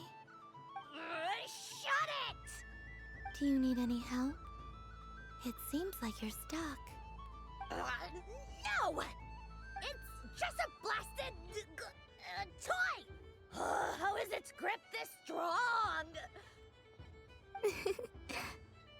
Stop laughing! All right. Well, you lost. So just like I promised. Hey! What are you doing? Are you seriously? Hiya! Why, you... Oh, just you wait! Rematch! Are you all right, Sandrone? That was quite a strong bite. Are your clockwork parts? Quit your fussing! I don't need it! All right. I'll go first this time.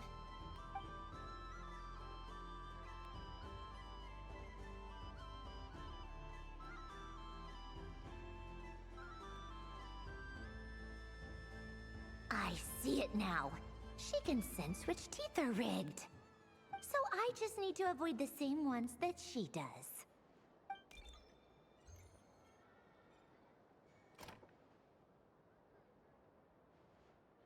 This one... Seems fine. She avoided that one then? Now I've got you. All right, my turn.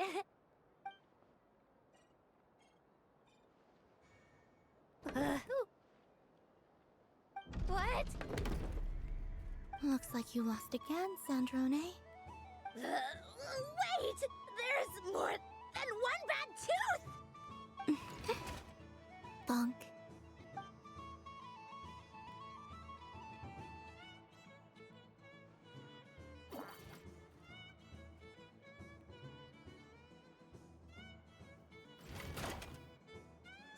Stupid game! What idiot came up with this? Are you all right, Sandrone? You said some nasty things just now.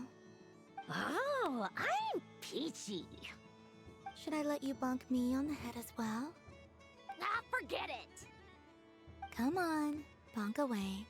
It can be your consolation prize for losing so badly. I told you, forget it! Gah, you've always been so annoying. Singing right outside my door, inviting yourself to my tea parties, going AWOL. And now you're off to the moon or something. Of all my days with the Fatui, the times I spent with you, Arlecchino, and Rosaline, they were my favorite. I will not forget them. Just as I shall not forget this moment. We'll always be friends, no matter where we are, right? Who'd want to be your...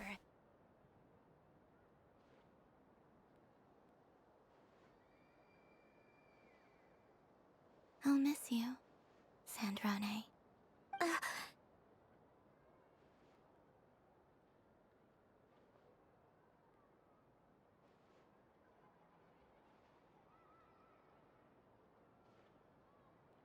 Goodbye, Sandrone.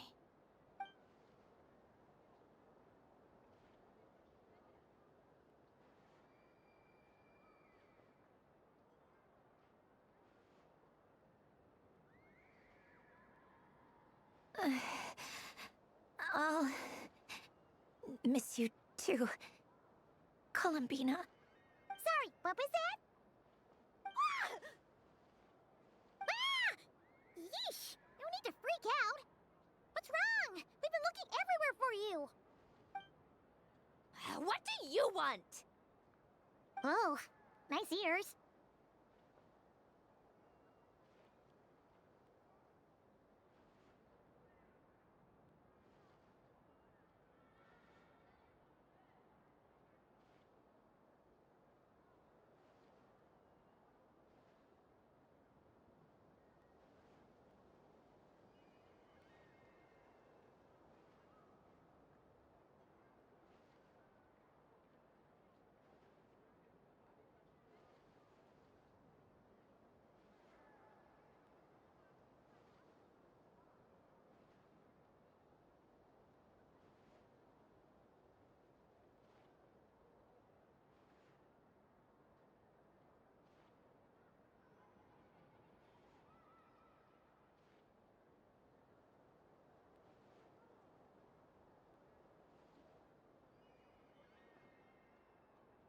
What do you want? This! Huh? It's your turn to draw something. You're one of her friends too, aren't you?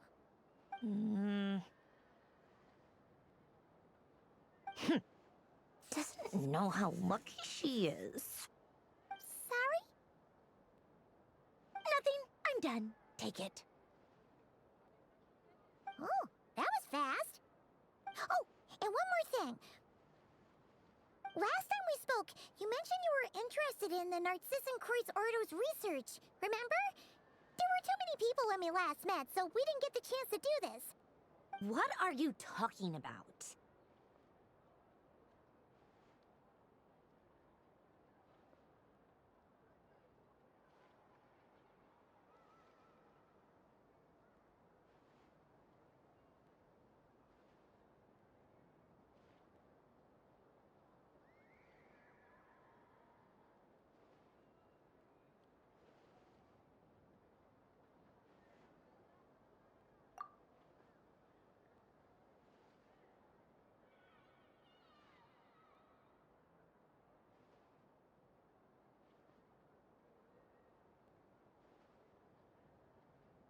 This is...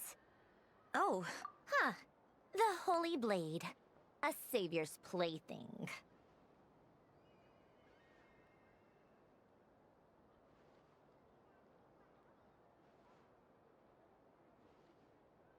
It's not about whether I approve or not. These people, they would sacrifice themselves for the sake of the world. Especially Alain Guillotin and Renee. That is something I would never choose to do. Still, I didn't know they had any pictures left from that time. If I'd have thought to bring a camera, I'd have... What? Yeah, of you being bitten by the frostfin whale and Columbina bonking you on the head. Tear it up! Now!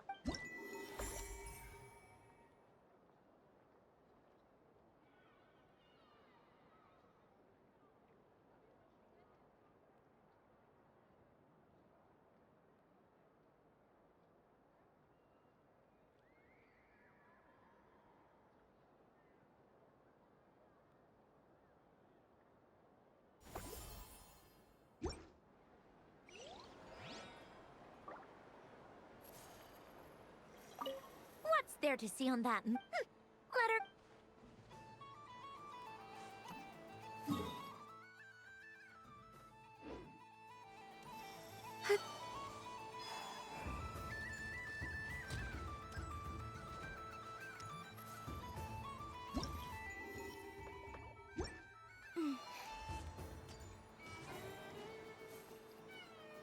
Moon Prayer Candy! Beautiful, tasty Moon Prayer Candy! Buy a whole box, share it with your friends and family! Candy? To share? I wonder what flavors everyone would like. Welcome home, Moon Goddess. Fancy a box of Moon Prayer Candy? Sure. I knew you would. Now, what flavor would you like? I'm not sure. What flavors do you have? Is this for yourself or as a gift? A gift for my friends. Ah, I see. In that case, I'd recommend apple, lockaberry, or midsummerberry. Those are the most popular. Do you have nocturnal blossom flavor? Huh. I've seen couples give those as gifts before, but I did not know they were edible.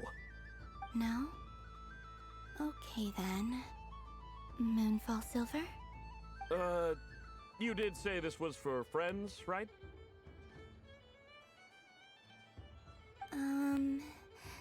Maybe Smetana then. Hey, now that's a creative idea! I've never tried it before, but if you're happy to wait, I can see about whipping up a batch on the spot. While we're at it, you got any other ideas?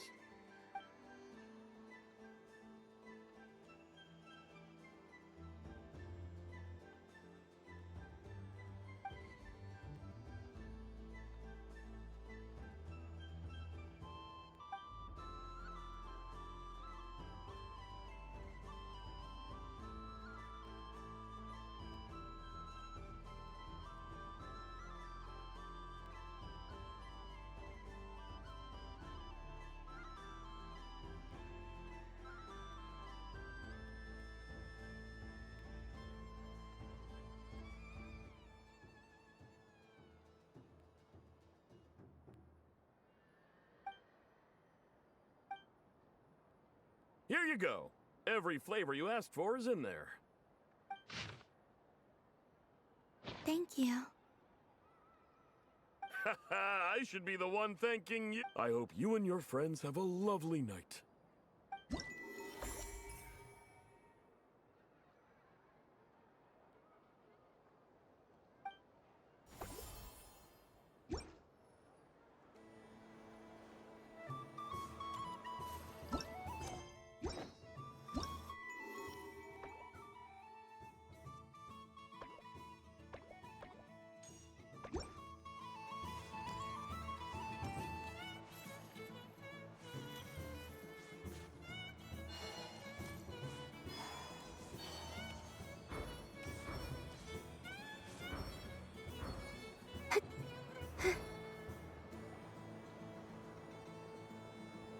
Dodoko's Whirligig! Come check out Dodoko's Whirligig! Ah, welcome home, Moon Goddess. Might I ask what this is? Ah, it's a very special amusement sponsored by the great mage herself. Ride on a soft and furry Dodoko and embark on an unforgettable adventure. I say that, but I'm just following a script here. Who is this mage, anyway? And what the heck is a Dodoko? I'd like to ride. No problem. But, are you by yourself? Is that not okay? Oh, no, it's fine. It's just that each Dodoko can accommodate 2 passengers. Would you like to bring a friend along? My friends. That should do it. Now, we just need to get everyone else to draw something on it, too. But we gotta keep it a secret from Columbina. Traveler.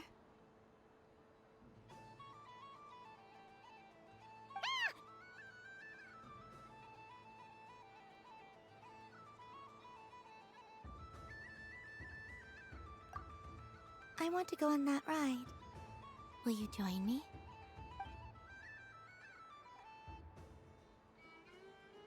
Let's go then. Don't worry. Paimon will do the rounds. You go have fun.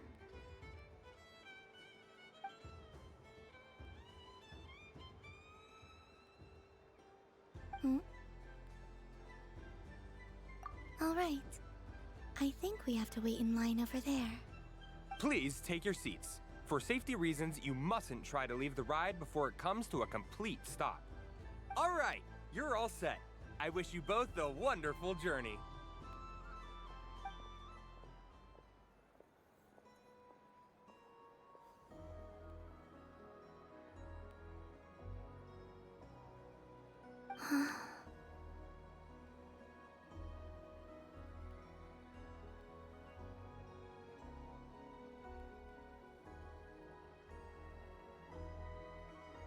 Not bad. It reminds me of riding a moon lane. Sometimes, the Kuhenki circle around me like this, playing their beautiful melodies.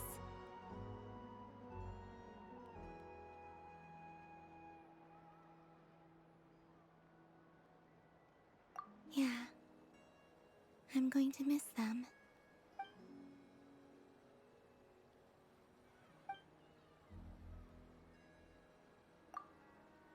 It does. I've felt scared in the past, too. But this is a little different. You know something? I got to see a lot of fascinating things during my disappearance. I saw how the Frost Moon Scions act around their families.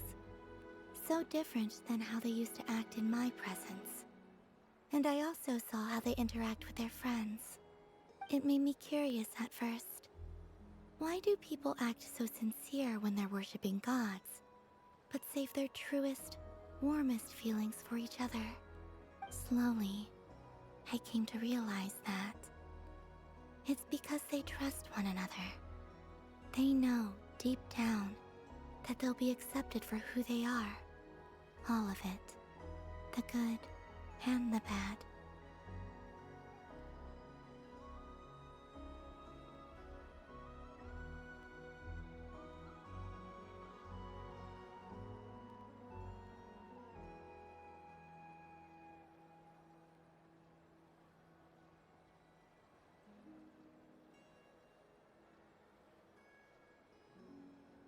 I know. What I fear now is the end, Thank you for this Don't worry. I just... Dear passengers, Don't worry, you...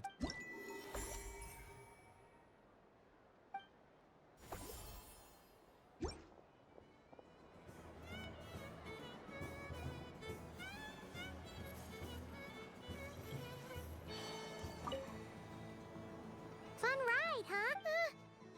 This isn't gonna make Paimon dizzy, is it? Oh, candy for us? Thanks a bunch, Columbina. Don't mind if we do. Whoa, this one's intense. What about you, Traveler? How does yours taste? Oh, sounds good. Paimon's drooling now. Are there any... Yes, I believe so. Okay, gotcha. Let's see.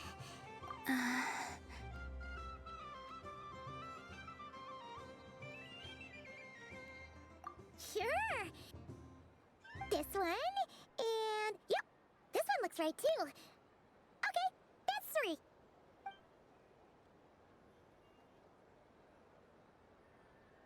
Here we go.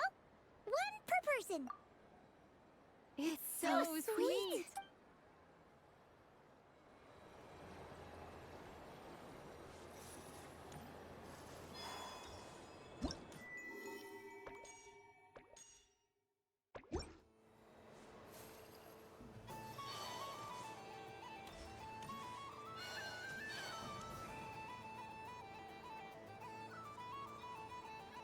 I wish for a never-ending supply of Laka berries. What a humble wish. Probably written by a child.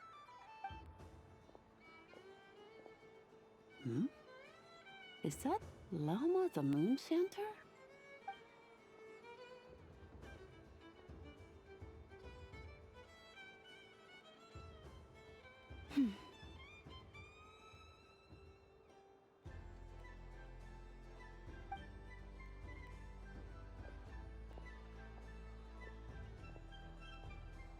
I wish that the long plume ibises would stop biting me.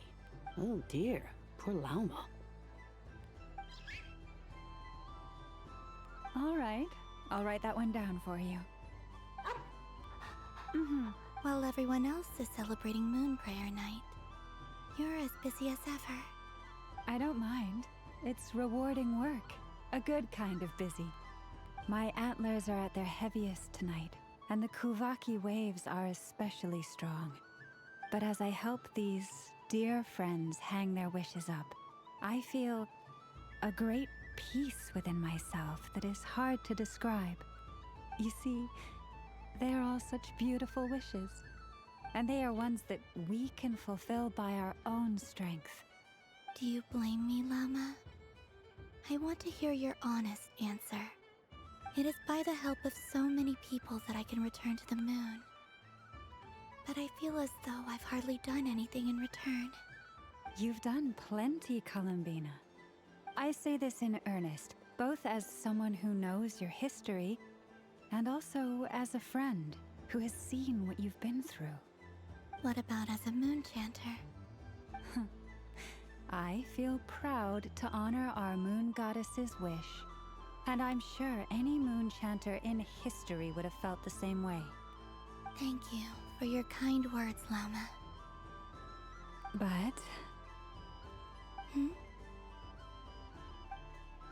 Since you asked for my honesty, I won't lie to you. My feelings are mixed right now. Besides pride, I also feel... I suppose it's a reluctance to let go. Once you return to the moon, we will be far apart and separated by a false sky.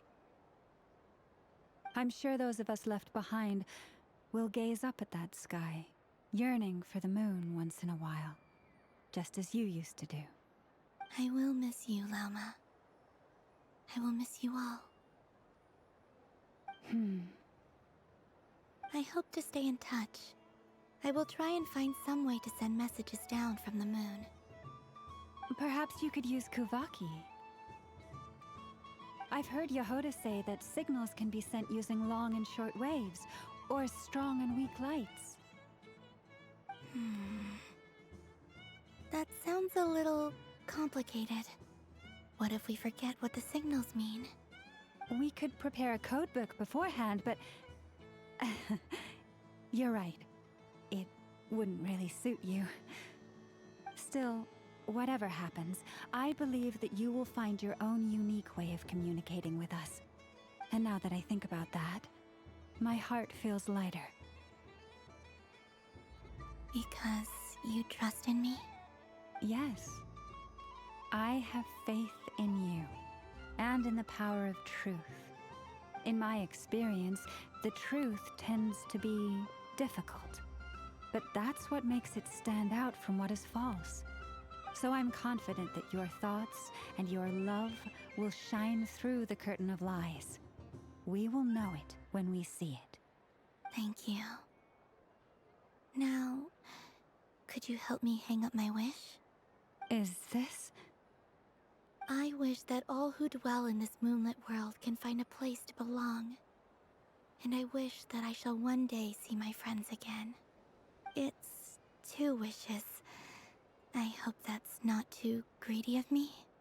Not at all. And I think you speak for us all with the second one.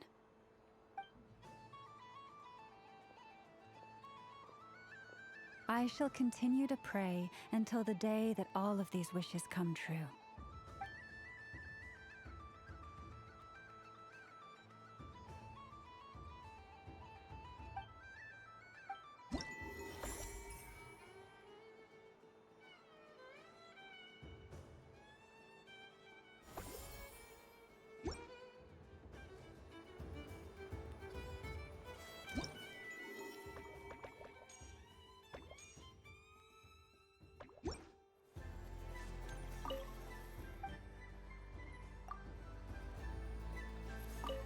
Yes. Why... Oh, I'm so accustomed to... But I savor the...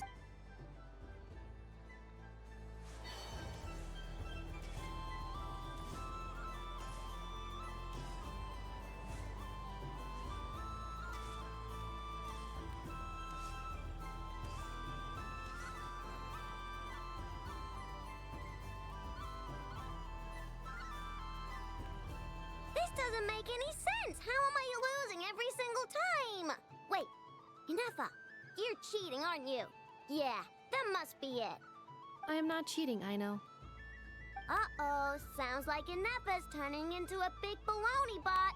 I think it's time for some serious maintenance. Moon Goddess, help me.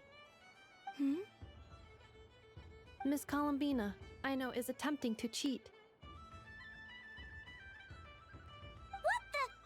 I'm not the cheater! You're the cheater! How dare you throw it back at me?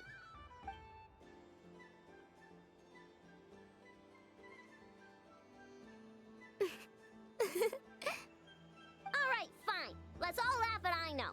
Just you wait till I get home, because I'm gonna make a game bot that can win 100% of the time. Let's see you laugh when I come back and beat your butts. You'll all have your heads covered in stickers when I'm through with you. We came to check everything was okay after all that yelling, but,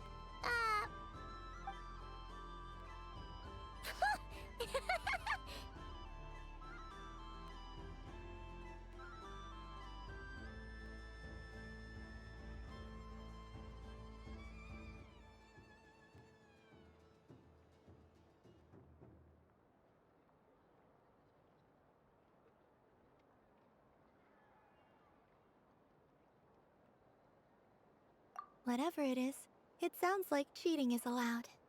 Kuhenki concentration. Each player starts with differently colored Kuhenki. Each round, they draw 1 Kuhenki from their opponent. When a player has 2 Kuhenki of the same color, they make a pair and can be discarded. Any that can't form a pair must be kept. The round ends when a player can't form any more Kuhenki pairs, and that player gets a sticker.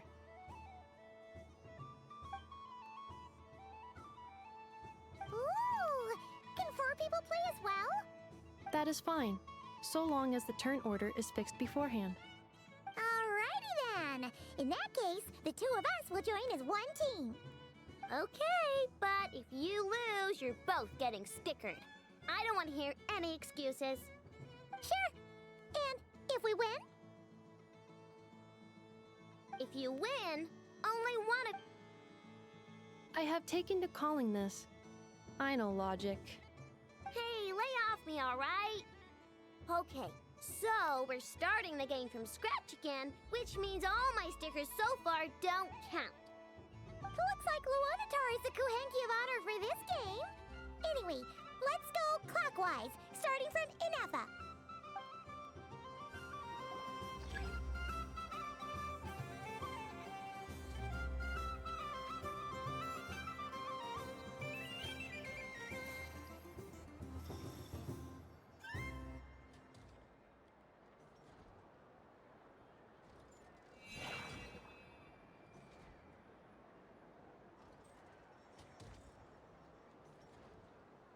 Nice! That's a pair!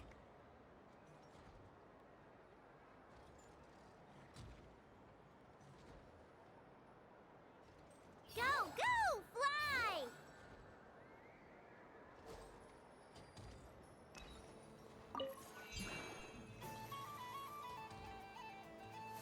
Go on.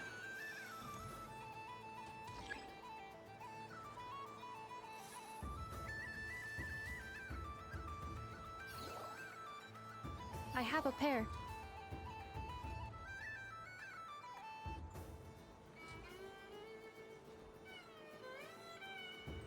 Uh-oh! We gotta pick up the pace!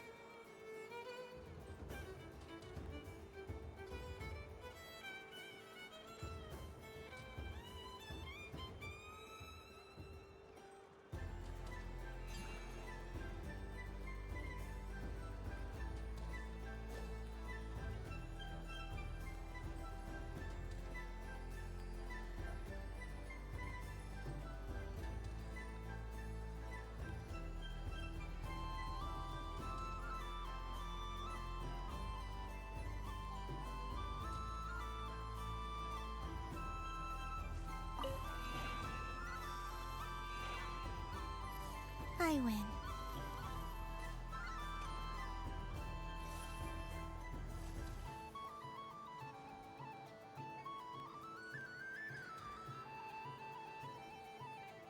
Phew, that was too close. I thought I was gonna lose. Good luck, everyone. Aw, we're out!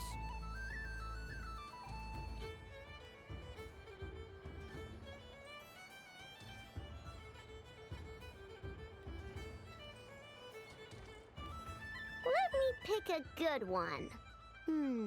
What's it gonna be? You're looking very pleased with yourself there.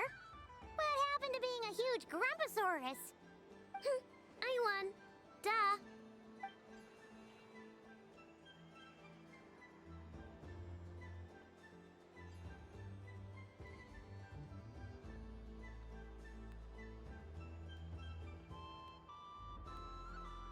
Oh, me again?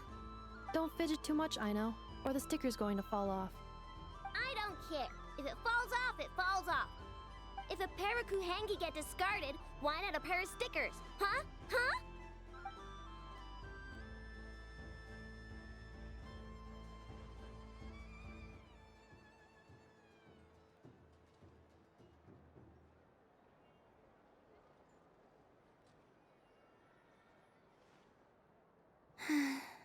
I've lost. Sticker, sticker, sticker!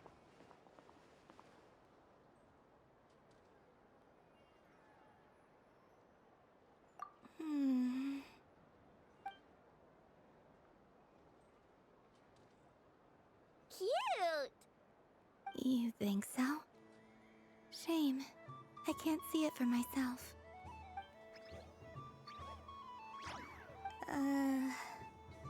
What did Luanatar say?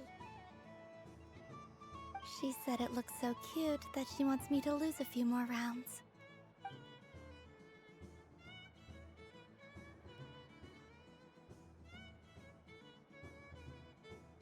Who put these stickers on Paimon's eyebrows.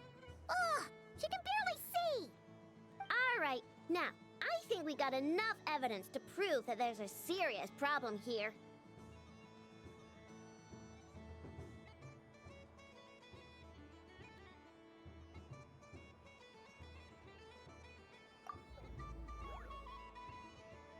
Yes, I agree as well. The culprit is... Ineffa! Culprit? What did I do? Quit acting dumb, Ineffa! You're not wriggling your way out of this one. I've been watching you. Not only did you remember whose side Luanatar started at, but every time someone drew a Kuhenki, you were logging it and calculating every last possibility. Which Kuhenki pairs were gone, who had what color Kuhenki in their hand, even our facial expressions. You were keeping track of it the entire time. Exactly! Why I no said. Putting aside the fact that running calculations is not against the game rules, do you have any evidence to support your allegations?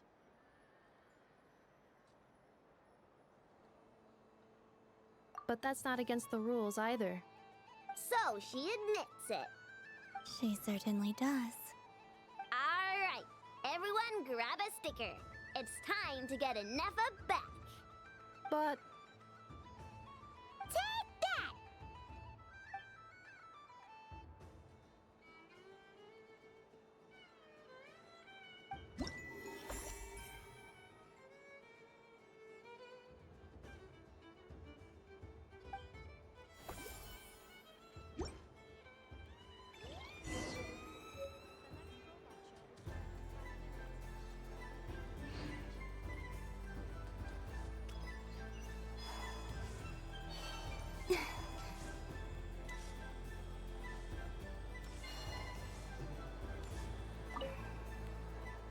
Traveler. Hey there, Kalamina!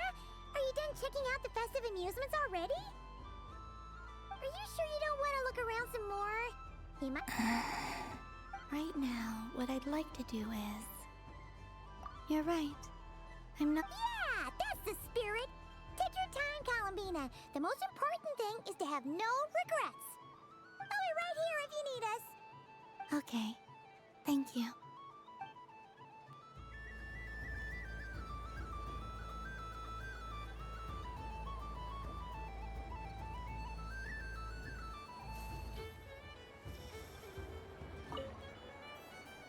Traveler, Paimon.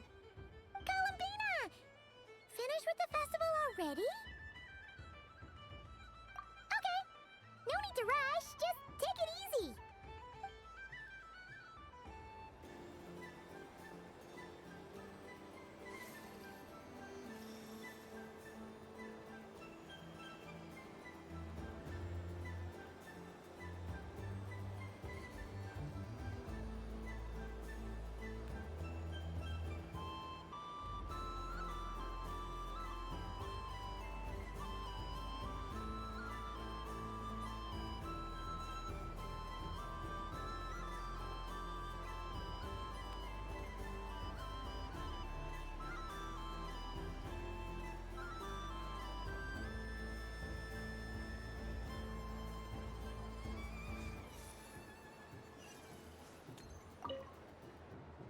Traveler, Paimon.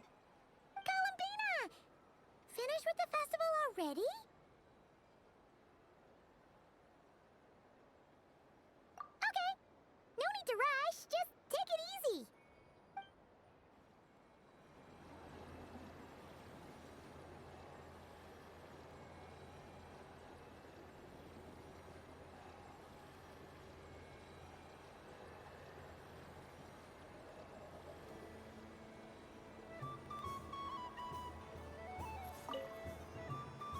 Traveler.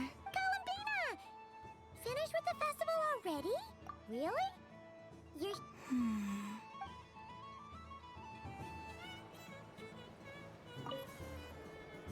Traveler. Kalamina! Finished with the festival Really? You're sure you don't want to have a little... Yes, I am sure.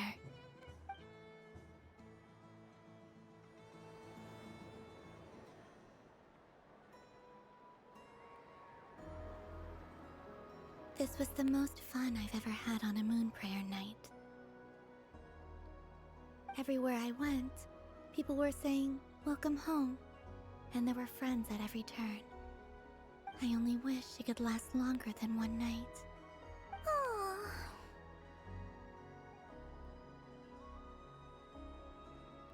Yes, you're right. The moon prayer blossoms. Ooh, look! Look! Moon prayer night has come.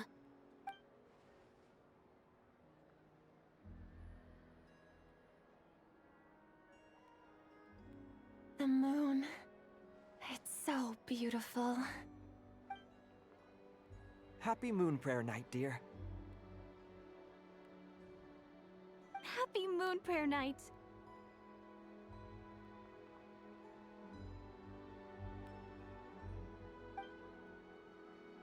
Happy Moon Prayer Night.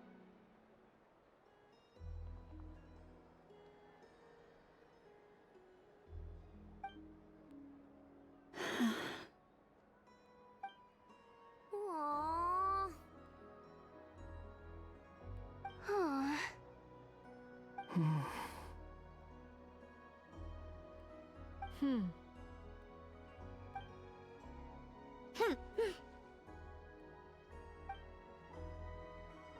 Time flies when you're having fun.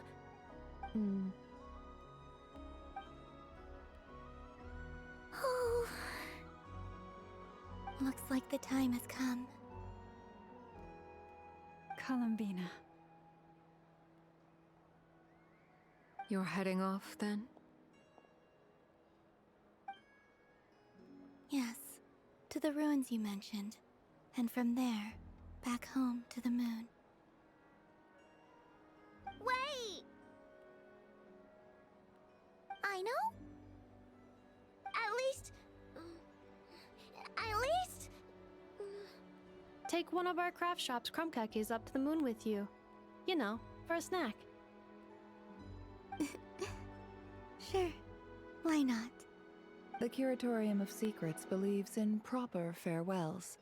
No story should be left without a satisfactory endnote. Never. Farewells are an important affair for the Ratniki, too.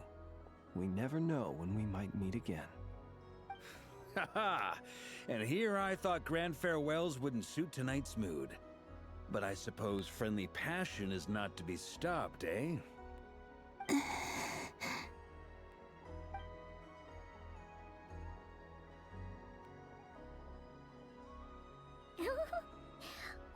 made a little something for you, Columbina.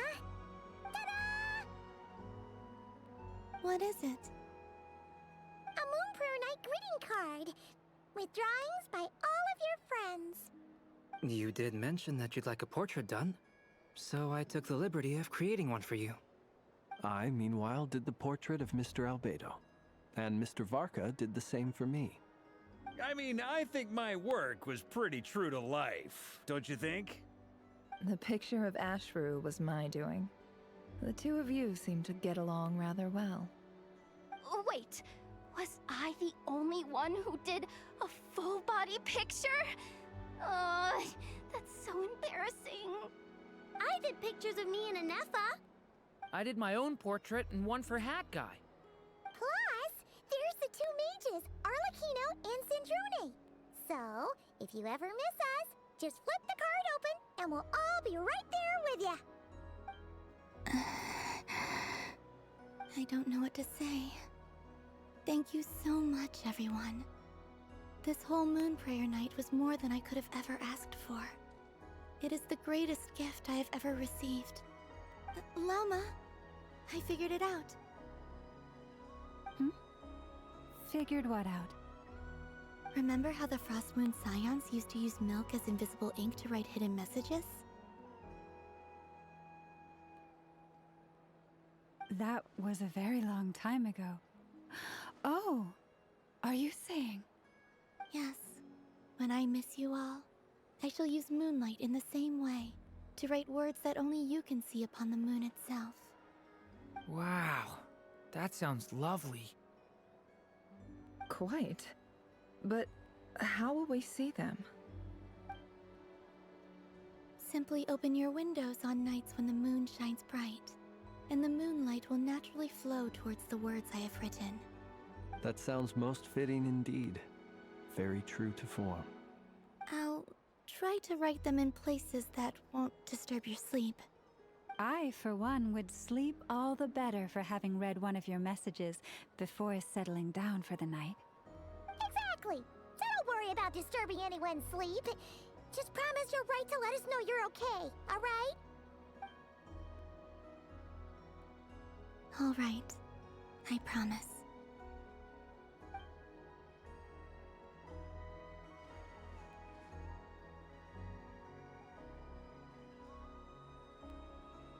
In that case, Columbina? I'm ready.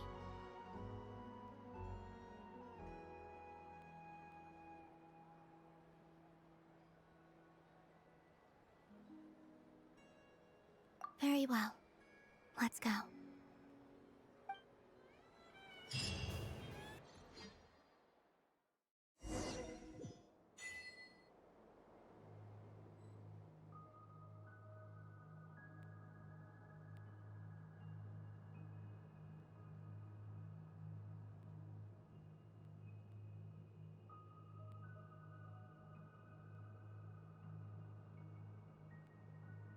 In just a few moments, I will be gone. I still don't know what to expect on the moon. Will I really be able to send messages to my friends? The Kuhenki, the animals of Not Krai. I'll never get to see them again. I wonder where I'll be when the next moon prayer night.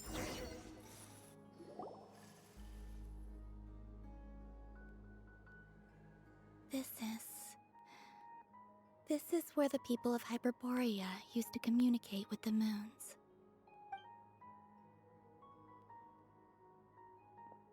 Eternal moon, frost moon, iridescent moon. When the power of all three converge, the gate to the moons shall open. Moon marrow preparations are complete. Only the final step remains. I'm sure Nasha Town is livelier than ever at this moment. Yeah, it's a shame you couldn't be there for it, but it's now or never, right?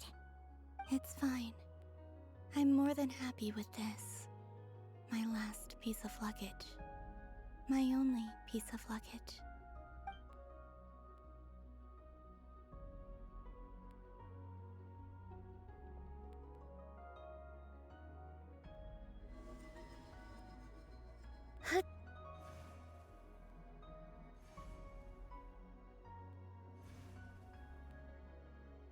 I can already feel the moon calling to me.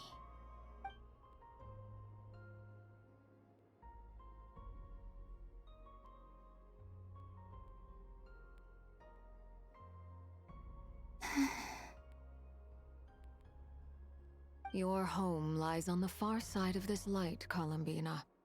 From now on, we will at last have a reason to pray to the true moon. Columbina. Yes? I'm listening. Be sure to come back and see us when you get the chance.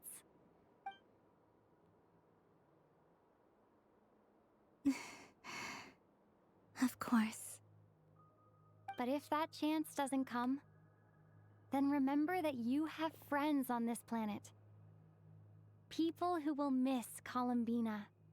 Yes, I will. Thank you for everything you've done for me. And remember, come night or day, the moonlight shall always connect us. Well then, farewell, my friends.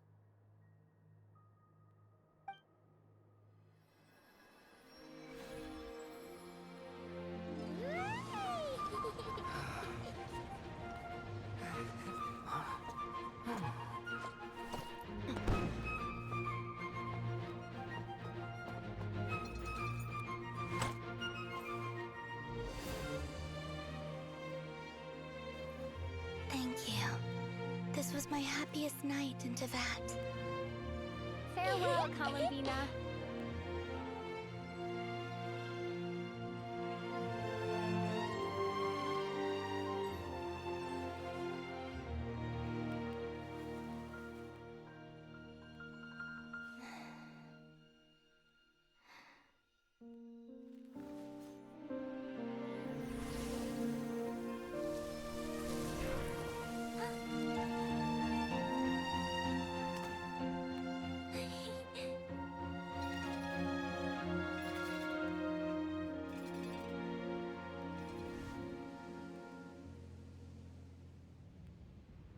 The moon really is closer than ever tonight.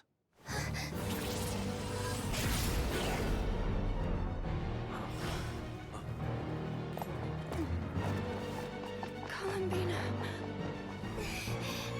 All 3 moons in one place. Time for one final experiment. Reason, life, death, time and space. They all believed I would fail.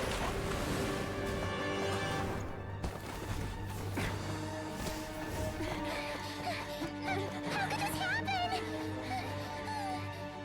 But Tevat's primordial power never did belong to the throne of heaven. And now, they are mine.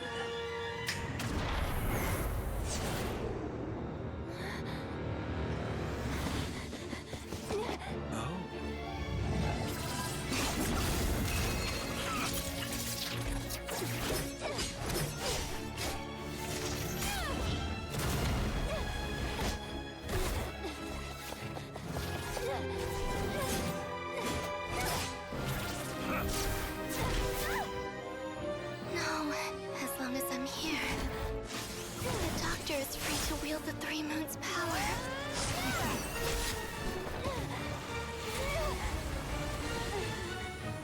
It's the only way.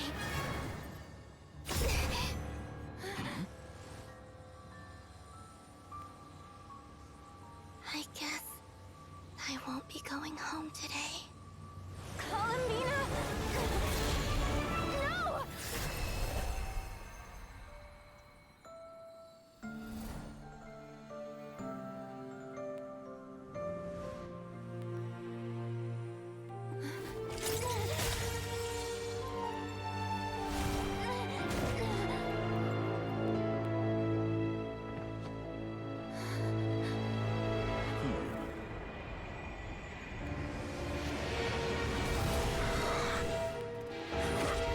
Stubborn world, do not try to control me.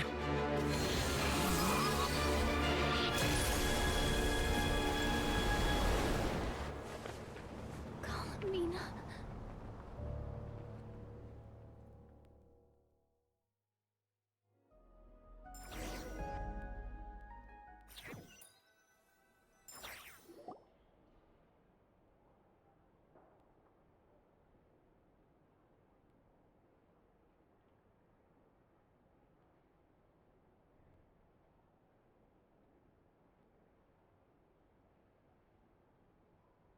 Are you all right? Do your wounds still hurt?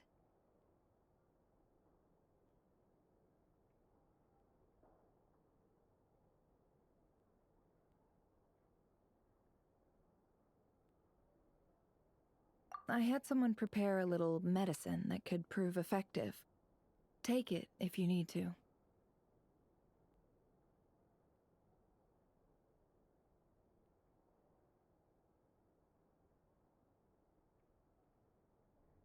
In that case, let me relate the contents of the call we made to Alice after the incident occurred. That Dottore is a crafty one. He distracted the Hexenzirkel by creating a huge fuss at Tevat's borders. I'd assumed that the cause was an abyssal intrusion from the outside world, which in fairness is a rather common occurrence. But after learning that you managed to influence the phantoms in Krai, I realized that perhaps this interference could have come from within Tevat instead.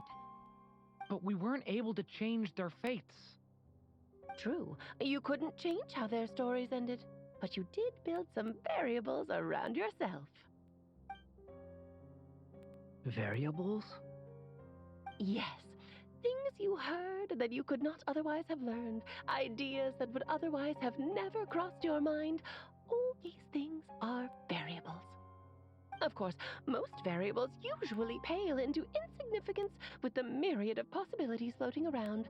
But the moment you start treating them as building blocks and intentionally stacking them, that changes things. That's what Dottore did, and it's how he created the necessary conditions so that when you activated the portal tonight, it played right into his plan. However, we have no way of knowing exactly what he did. Yeah, we also need to ascertain Columbina's status. And that about sums it up. As I suspected, Dottore has disappeared completely. If it's any consolation, he wasn't able to control Columbina as he might have wished to.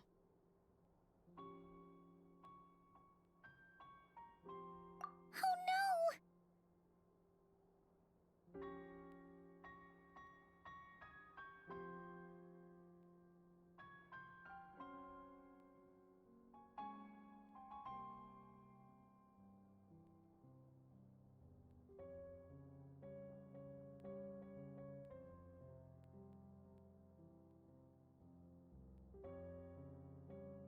What?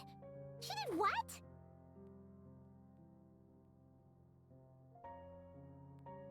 All we saw was Dottore appeared and used some kind of power. The next thing we knew, he and Columbina were gone and you were falling into the sea.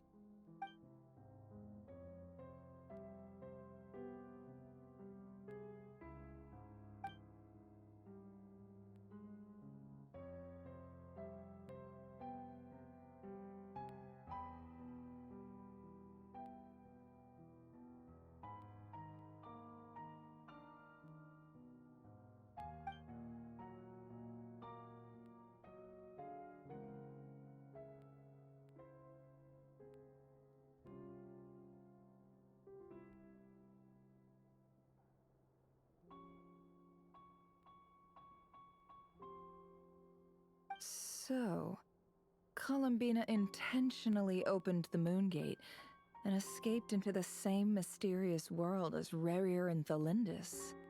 Sounds like bad news.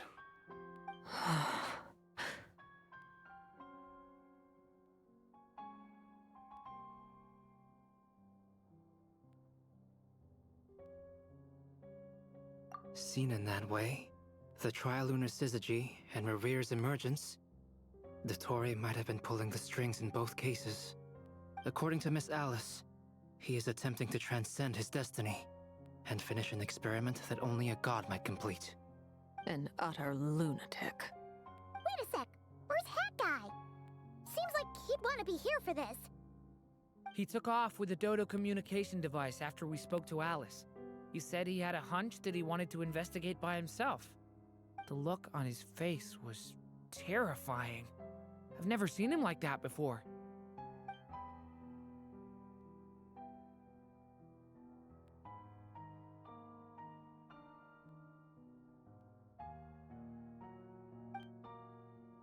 I'm back. Hat Guy! I went to look for the Hyperborean phantoms again.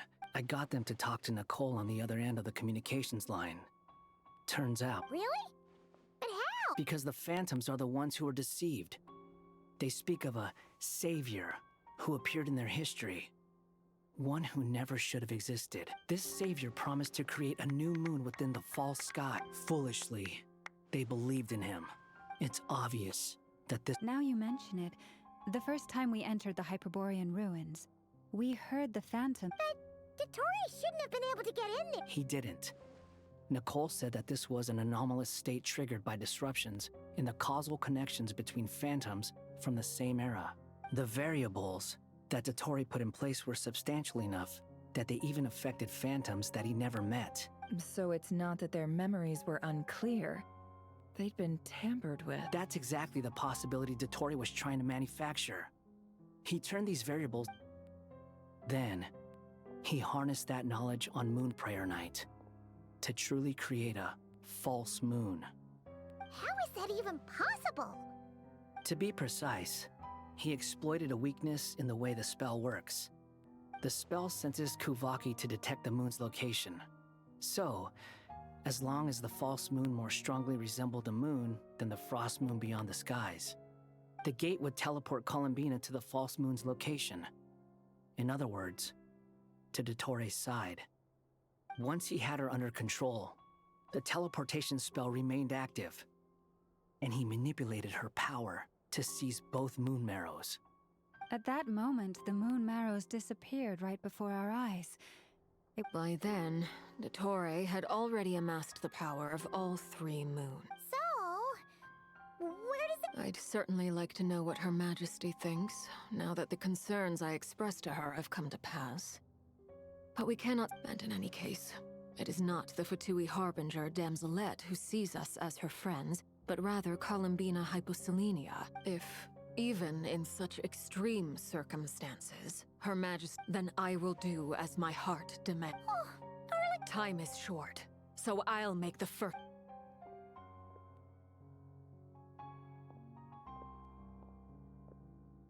Whew. Even Arlecchino seems to be losing her cool now.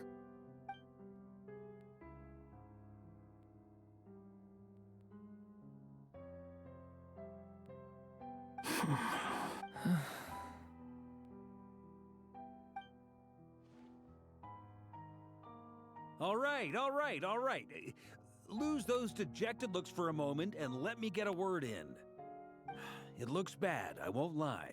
Very bad, in fact. So Dottore's pulled some real dirty tricks. And yeah, it's to the point where even the mages say that his variables have affected destiny.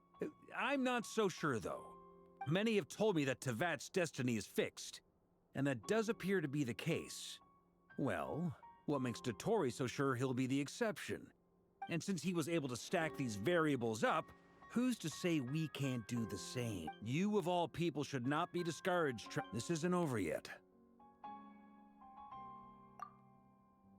And you're not alone in that. But none of us are the type to... That's exactly how a knight should roll. Mark is right. Dottoro's already went... That's what I'm talking about. How's everyone else? I'll use Kuvaki to investigate Columbina's... Leave the intel gathering to me.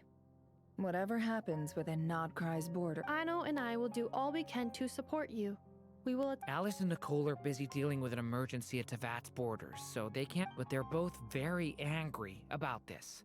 They've asked Albedo and me to act on the Hexenzirkel's behalf and do Are you ready then? We're going to have to conduct a lot of I'll do my best. As for me, I'm pretty familiar with Dottoro's way of doing things. Nice. Looks like I'll get in touch with Flints and Itlua, get them to have a chat with their Starshiner. It couldn't hurt to bring the Lightkeepers on board as well. At the same time, I'll pass on instructions to the Knights present in Nod Krai to assist the Lightkeepers and other organizations in ensuring the safety of those living here. Yeah! We'll show him! That's it then. Good luck.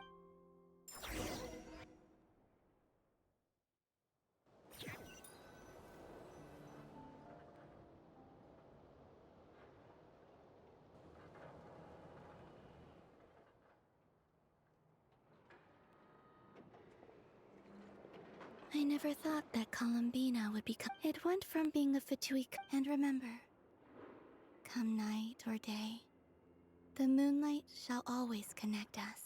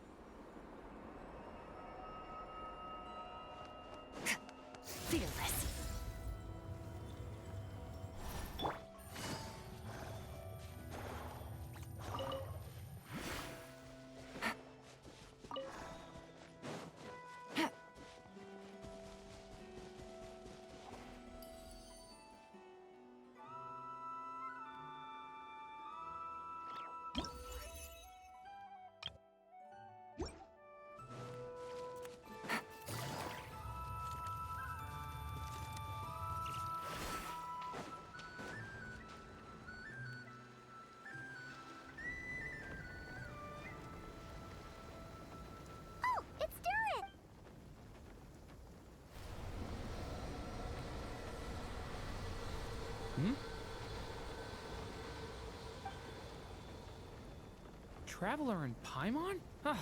I'm sorry. I hope I didn't scare you. Oh, no, you didn't scare us. Just gave us a little surprise. Looks like you've gotten even more powerful now.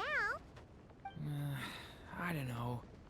It just feels like it's gotten harder to control. I didn't mean to strike so hard. I'm so relieved you didn't get hurt. It's all good. We've had worse.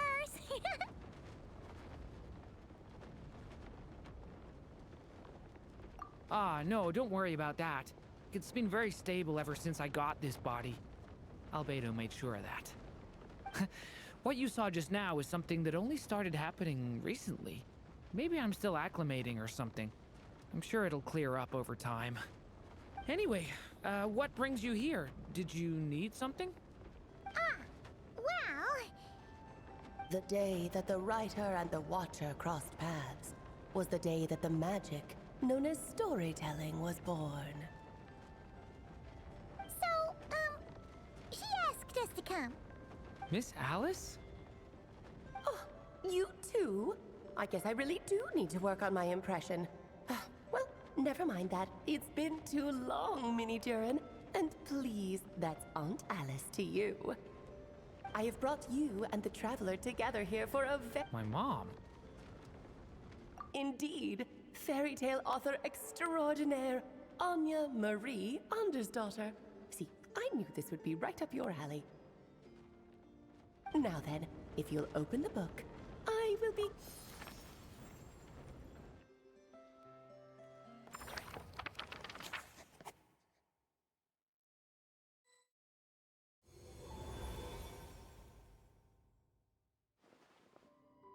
Whoa!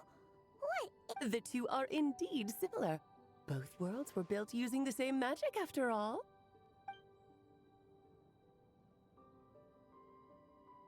Aha! So it is Alice! Hello, Aunt Alice? Oh, no need to be shy. Just think of me as one of your mother's dearest friends. You keep talking about stories and magic. What's this all about? Simulanka 2.0 or something? Certainly not. Simulanka was a peerless masterpiece. Without the original author, it would be impossible to create a sequel, even for me. But you are right about one thing. Just like last time, I want to show you a work of magic that has to do with storytelling. What's this?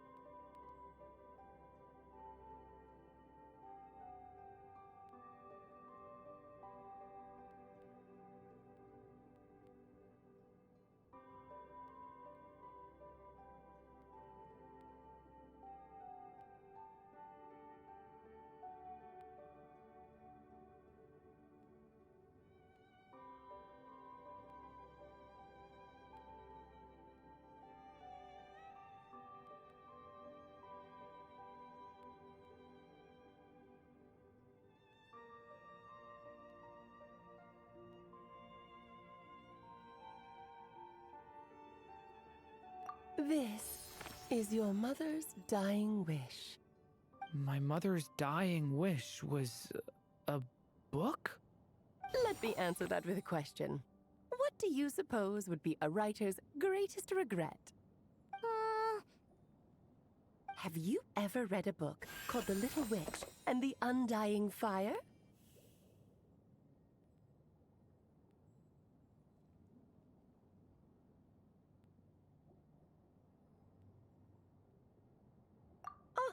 That's because it was the work of more than one person. It began as a little game at our tea parties. Each of us took turns writing the next part of the story. I wrote the first volume, then the other mages took their turns.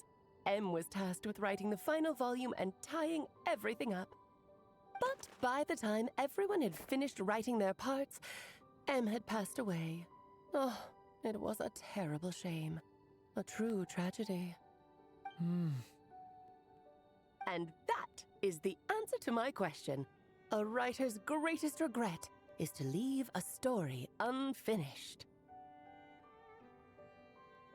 But all is not lost. I couldn't stand the doom and gloom of it all, so I went ahead and wrote an ending myself on her behalf. Then what's this book? This is the answer your mother gave to the same question. In her eyes, this was her greatest regret. She made me promise that I would bring it to you, because she believed the only person who could resolve this regret is you. So my mother's greatest regret is another unfinished story? You could say that. And I guess resolving the regret means finishing the story? That's one way to put it. Oh, is a straight answer too much to ask for? Her answer was quite the opposite of what I'd expected. But oh, how touching it was. I'd love to tell you what she said, I really would. But that would spoil the plot, and we can't have that. Spoilers ruin everything. Oh.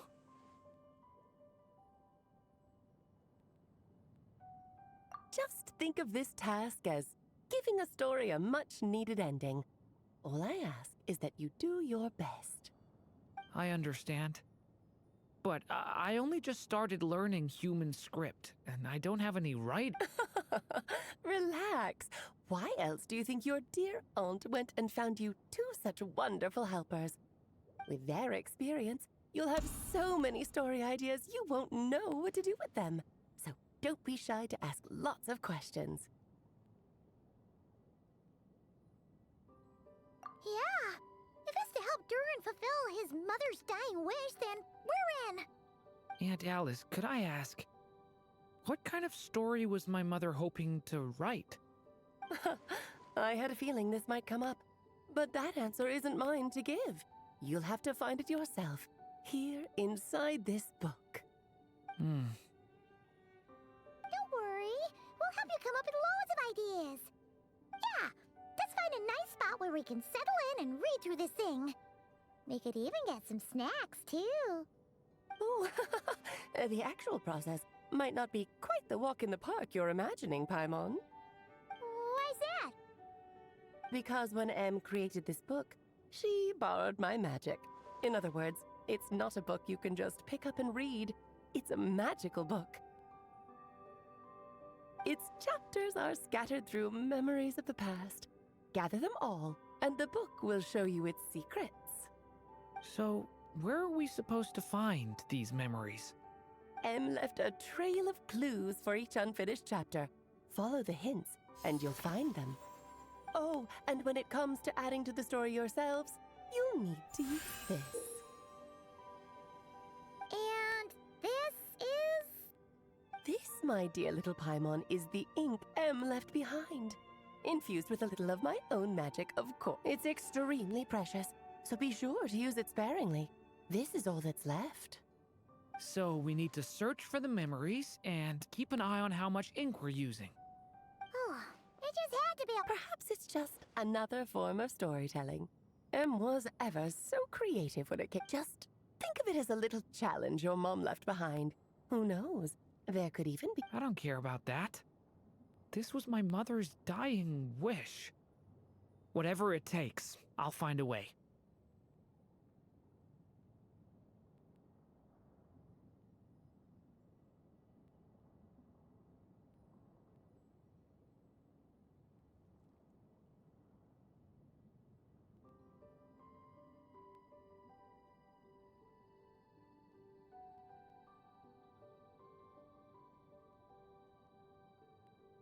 Yep, with the two of us by your side, you'll be just fine. Okie dokie. That should be pretty much all you need to know. Oh, and once the story's complete, do let me have a little look-see, okay? I've read everything she ever wrote, so naturally, I can't miss this one.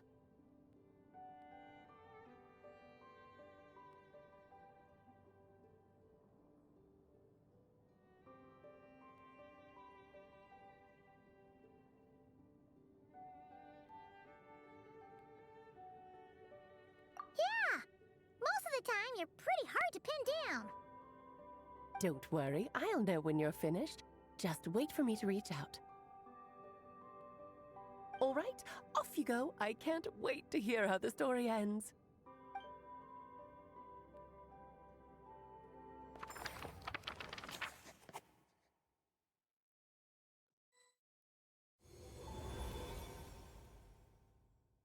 Oh, here we are again. Alice's magic really is incredible, huh?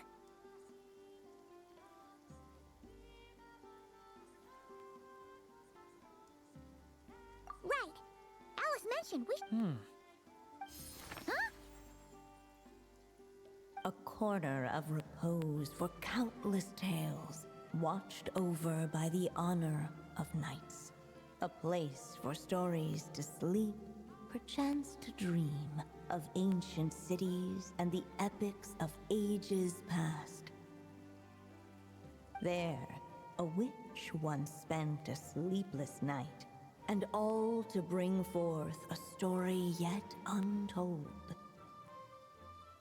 Find the place I speak of, for it is where the seeds of this story lie. Was that a riddle? Where do you think this mysterious place could be? Hey, you might actually be onto something. Guess that means we need to head back to Mondstadt? I had a feeling that's where we would be headed. After all, it's where my mother was from, and I bet it's where she wrote this story, too. Yeah, that makes sense. Still, I feel bad about dragging the two of you along on such a long journey. Don't worry about it. We don't really have much going on right now, so we're all yours. Come on, let's go!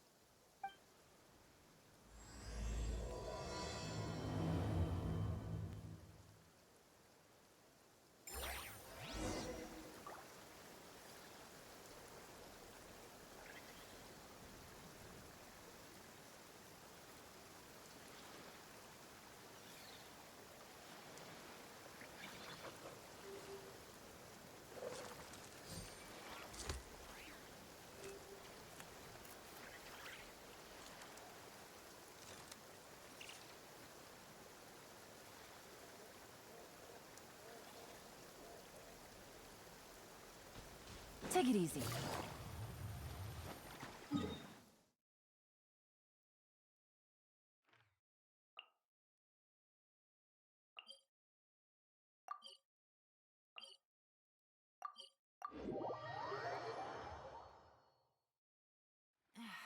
This blinding sunlight is such a pain. No way I can get a nap in this weather.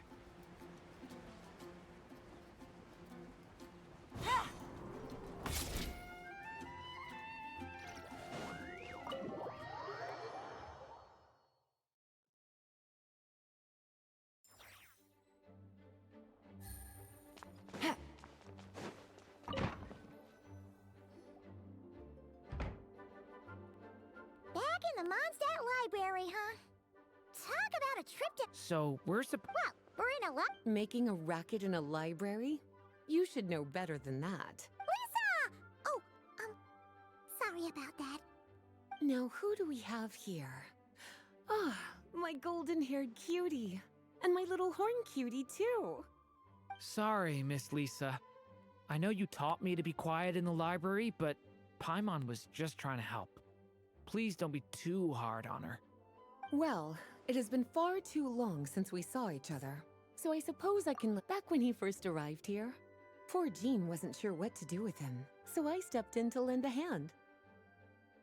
I figured, if I can handle a boy raised by wolves, then teaching one who's part dragon should be a walk in the park. Nice! Sounds like Durin was welcomed with open arms. Why, of course. Now, let's save the reminiscing for another time. I'm sure you're here for a reason. Did you need to borrow some books? It's kind of hard to explain. Maybe you could take a look at this. Oh?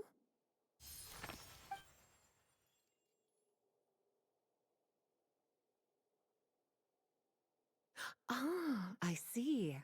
These so-called seeds of the story must be the books that inspired its creation. That's just how it is with stories. They grow out of the tales that came before them. And that mage, I can almost picture her here, hundreds of years ago, scribbling away at one of these very desks. But we don't know anything about this story. How are we supposed to figure out which books inspired it? As it happens, just before I found you here, I was looking into something rather peculiar. One of the knights reported seeing some books that weren't listed anywhere in our catalog.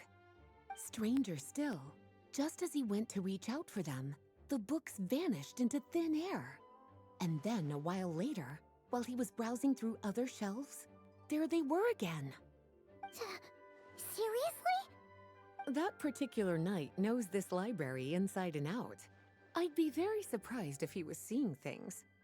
Something tells me these might just be the magical books you're after.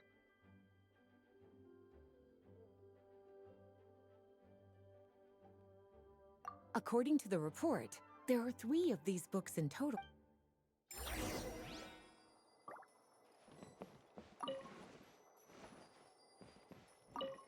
looks. Let's see what Lisa.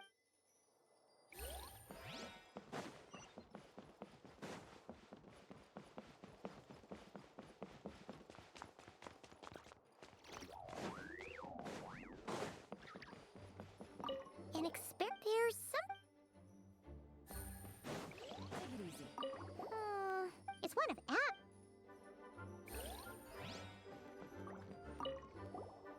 Second strongest blade. Huh.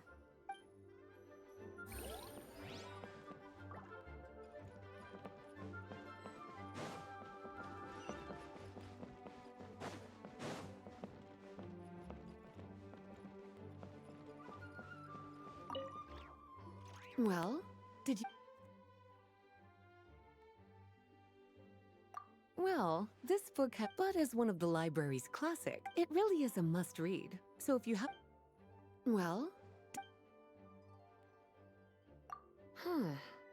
Yeah, we could tell... Albedo was the one who brought it in.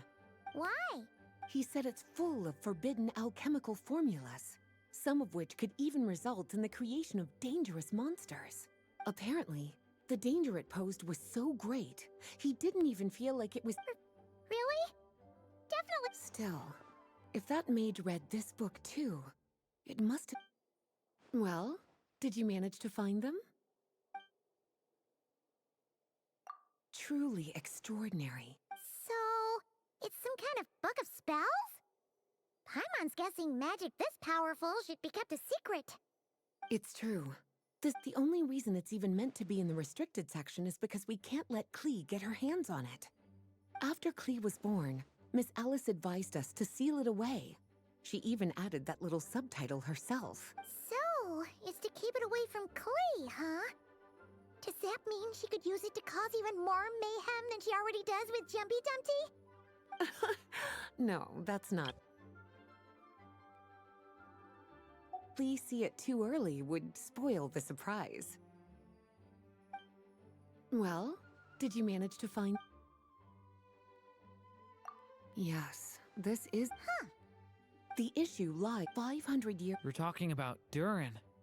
The Durin of dragons. Well, the poem in question turns the whole battle into a dance, with the evil dragon recast as an innocent child who came here in search of friends.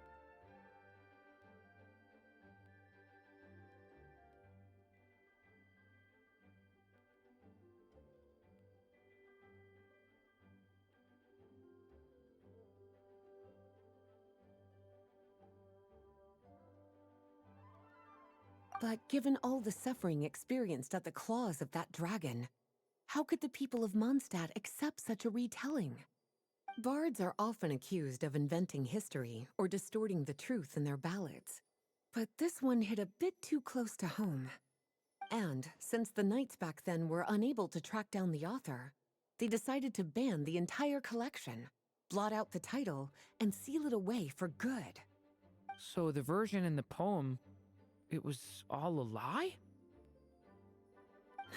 I'm afraid that question is something only the dragon himself could answer. Well, would you look at that? Seems like these are the little troublemakers you're after. And all three just so happen to be forbidden texts. Forbidden texts? You know, the first time you mentioned that the library had a restricted section, I thought you were just... Not really something you should be poking your little nose into, is it, cutie? Sorry. Seeing as it was Miss Alice who asked you to look for these books, I won't question the matter. But they'll need to be sealed away again once you're done, so don't forget to return them. Don't worry, Miss Lisa. I won't forget. Well then, that's all from me. After all that hard work, I think I've earned myself a nice cup of tea. Alright, we've gathered all the reference books.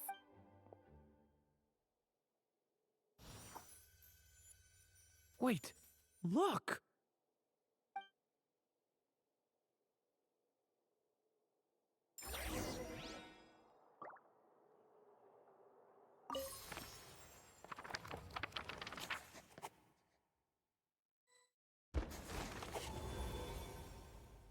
Long, long ago, an evil dragon descended upon the human world, bringing terrible calamity in its wake.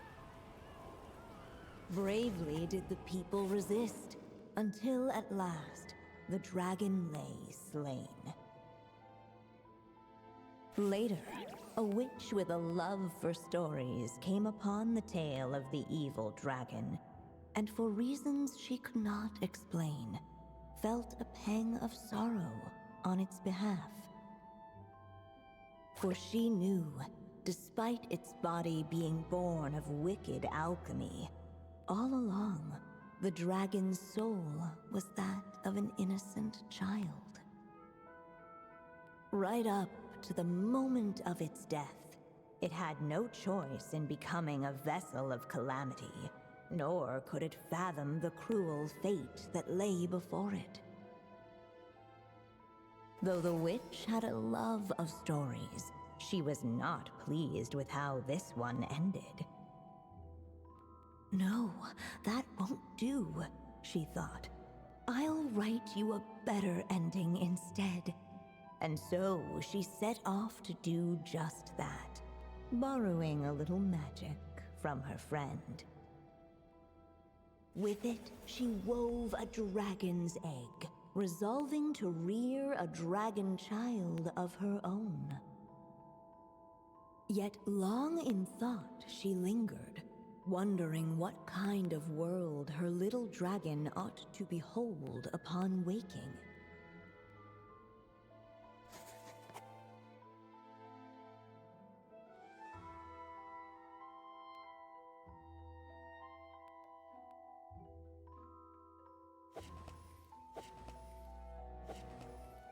At last, she made her mind up, adorning the cradle with a wisp of woodland air. Then, she quietly waited for the egg to hatch.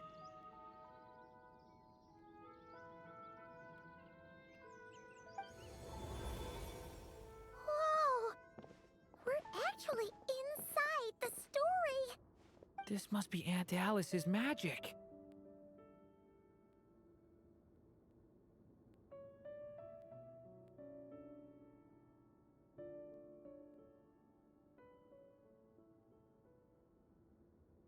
Yeah. A story about me? Why don't we just see where the story takes us? All we know is the beginning at this point. Okay. And now a golden-haired traveler, a silvery sprite, and a dragonborn youth step onto the stage. What new chapter will their arrival bring? Whoa! That came out of nowhere! Was that the same voice we heard just now?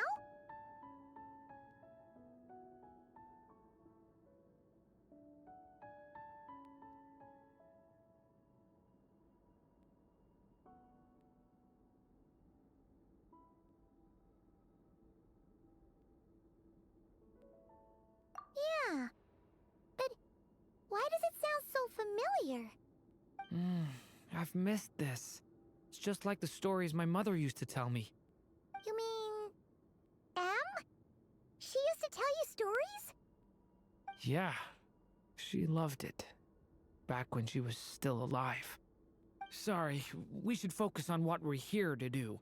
So, now that we're in the story, what's next?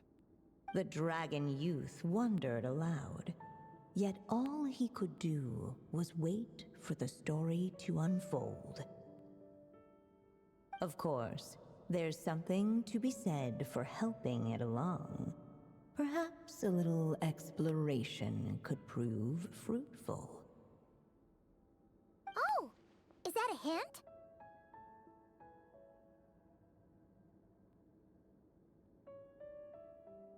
Yeah, I agree.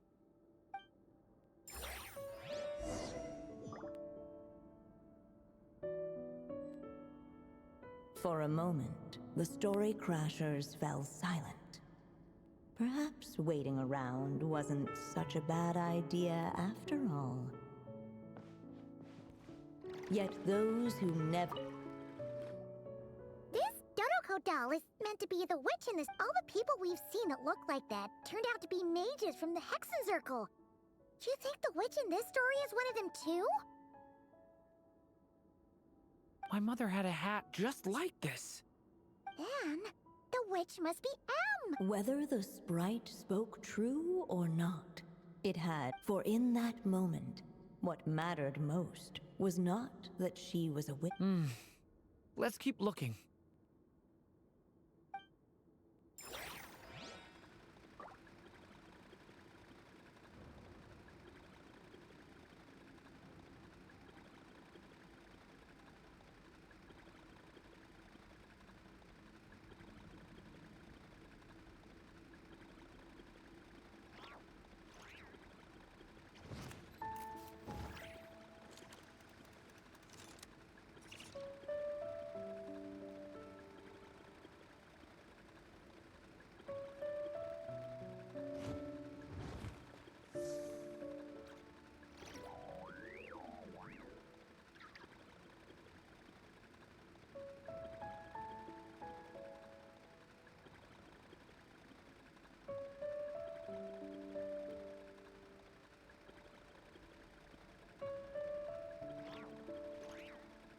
Can I stop here and play?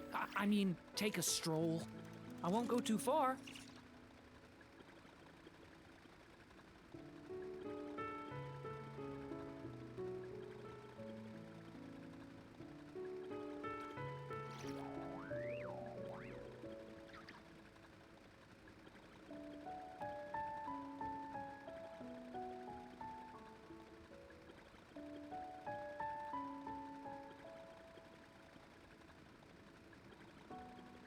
Each day is a new page in my story.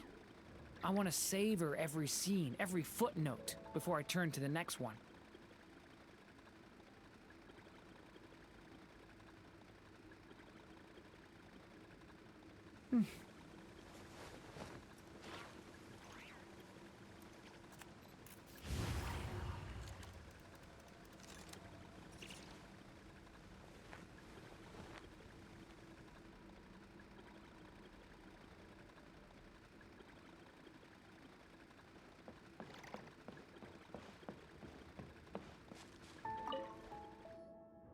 This must be the dragon egg, right? Looks like it's gonna hatch any moment now. So we've got a dragon egg about to hatch, a witch who loves stories, and that evil dragon we heard about at the beginning. Yep, it all adds up. This is my story, isn't it?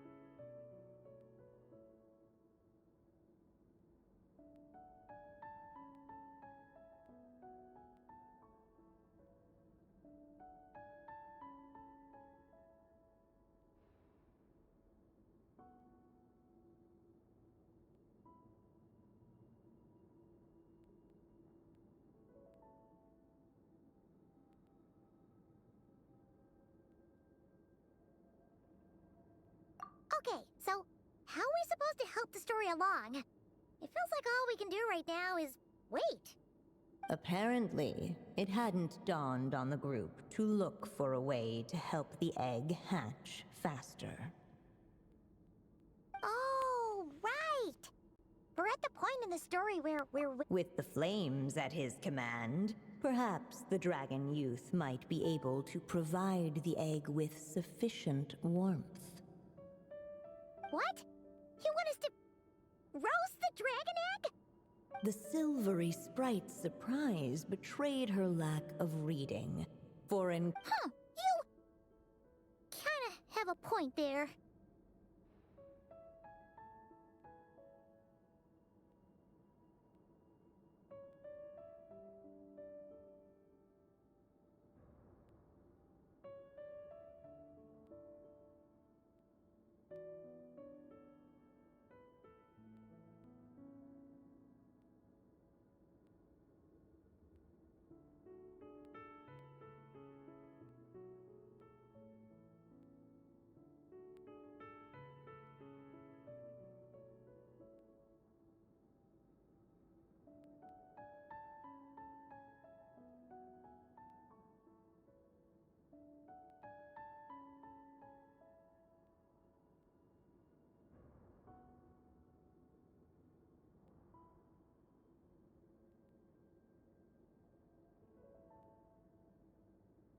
Okay, I'll see what I can do.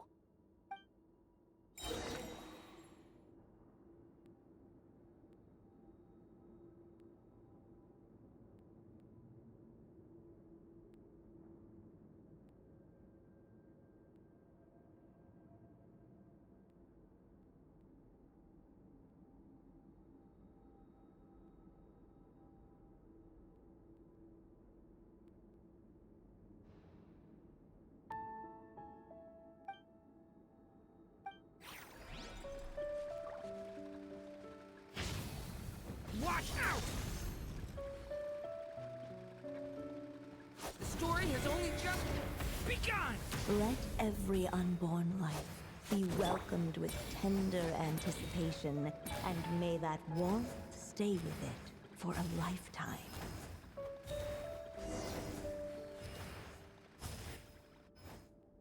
At last, under the witch's expectant gaze, the little dragon broke free from its shell.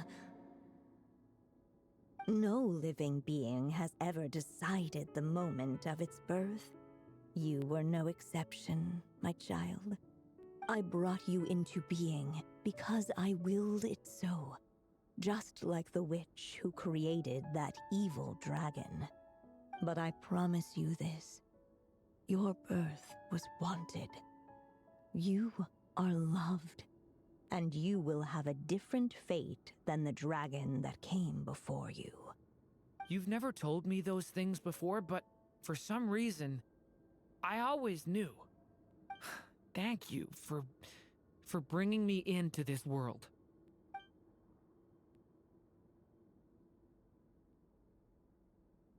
The waiting witch did not feel lonely, for she had 3 visitors by her side.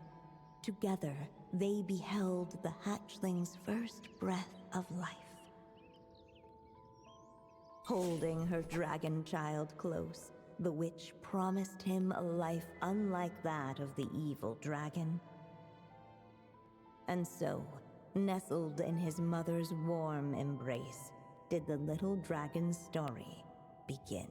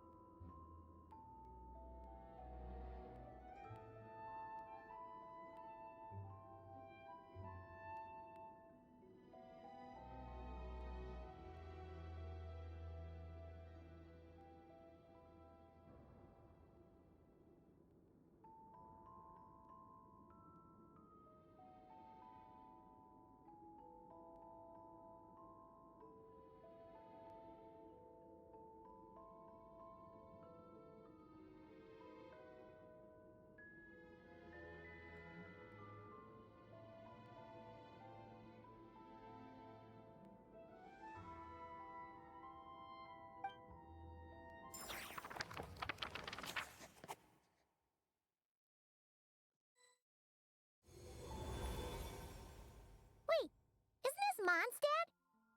Looks like we're back in the real world. Looks like there's more written on the page now and less ink left than before. So, does that mean we've completed this chapter?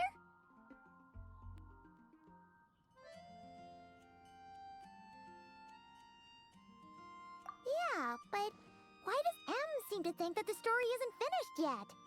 Durin broke free from the curse, came into this world with a new body, and even made a bunch of new friends. That already sounds like a happy ending to Paimon.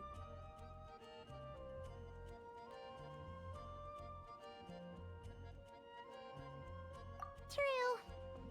Everything's always so mysterious with these mages. Guess all we can do is wait for more clues. Huh.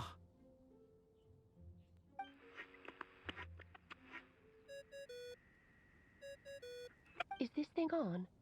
All right, that should do it. Hey, that's Alice's voice. Hello there, children. If you're hearing this, you've stumbled upon the little recording I left for you. I thought you could use a few hints about how the book works. By now, I'm guessing you've already begun to leave your mark on the story. You should know, however, that the book needs time to absorb the ink, so the next chapter's clues won't show up right away. Wait, so even magic ink needs time to dry?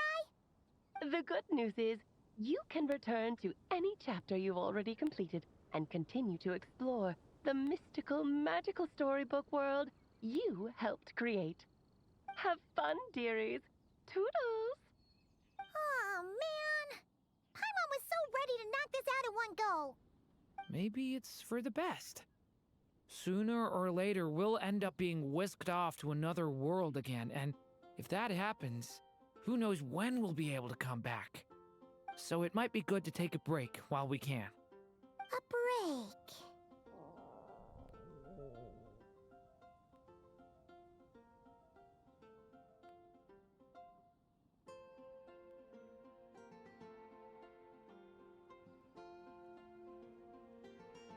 Yeah! Paimon has a sudden craving for the Good Hunter's sticky honey roast. And we happen to be in Mondstadt, so... So let's meet up here later. I need to find Miss Lisa to return those books anyway.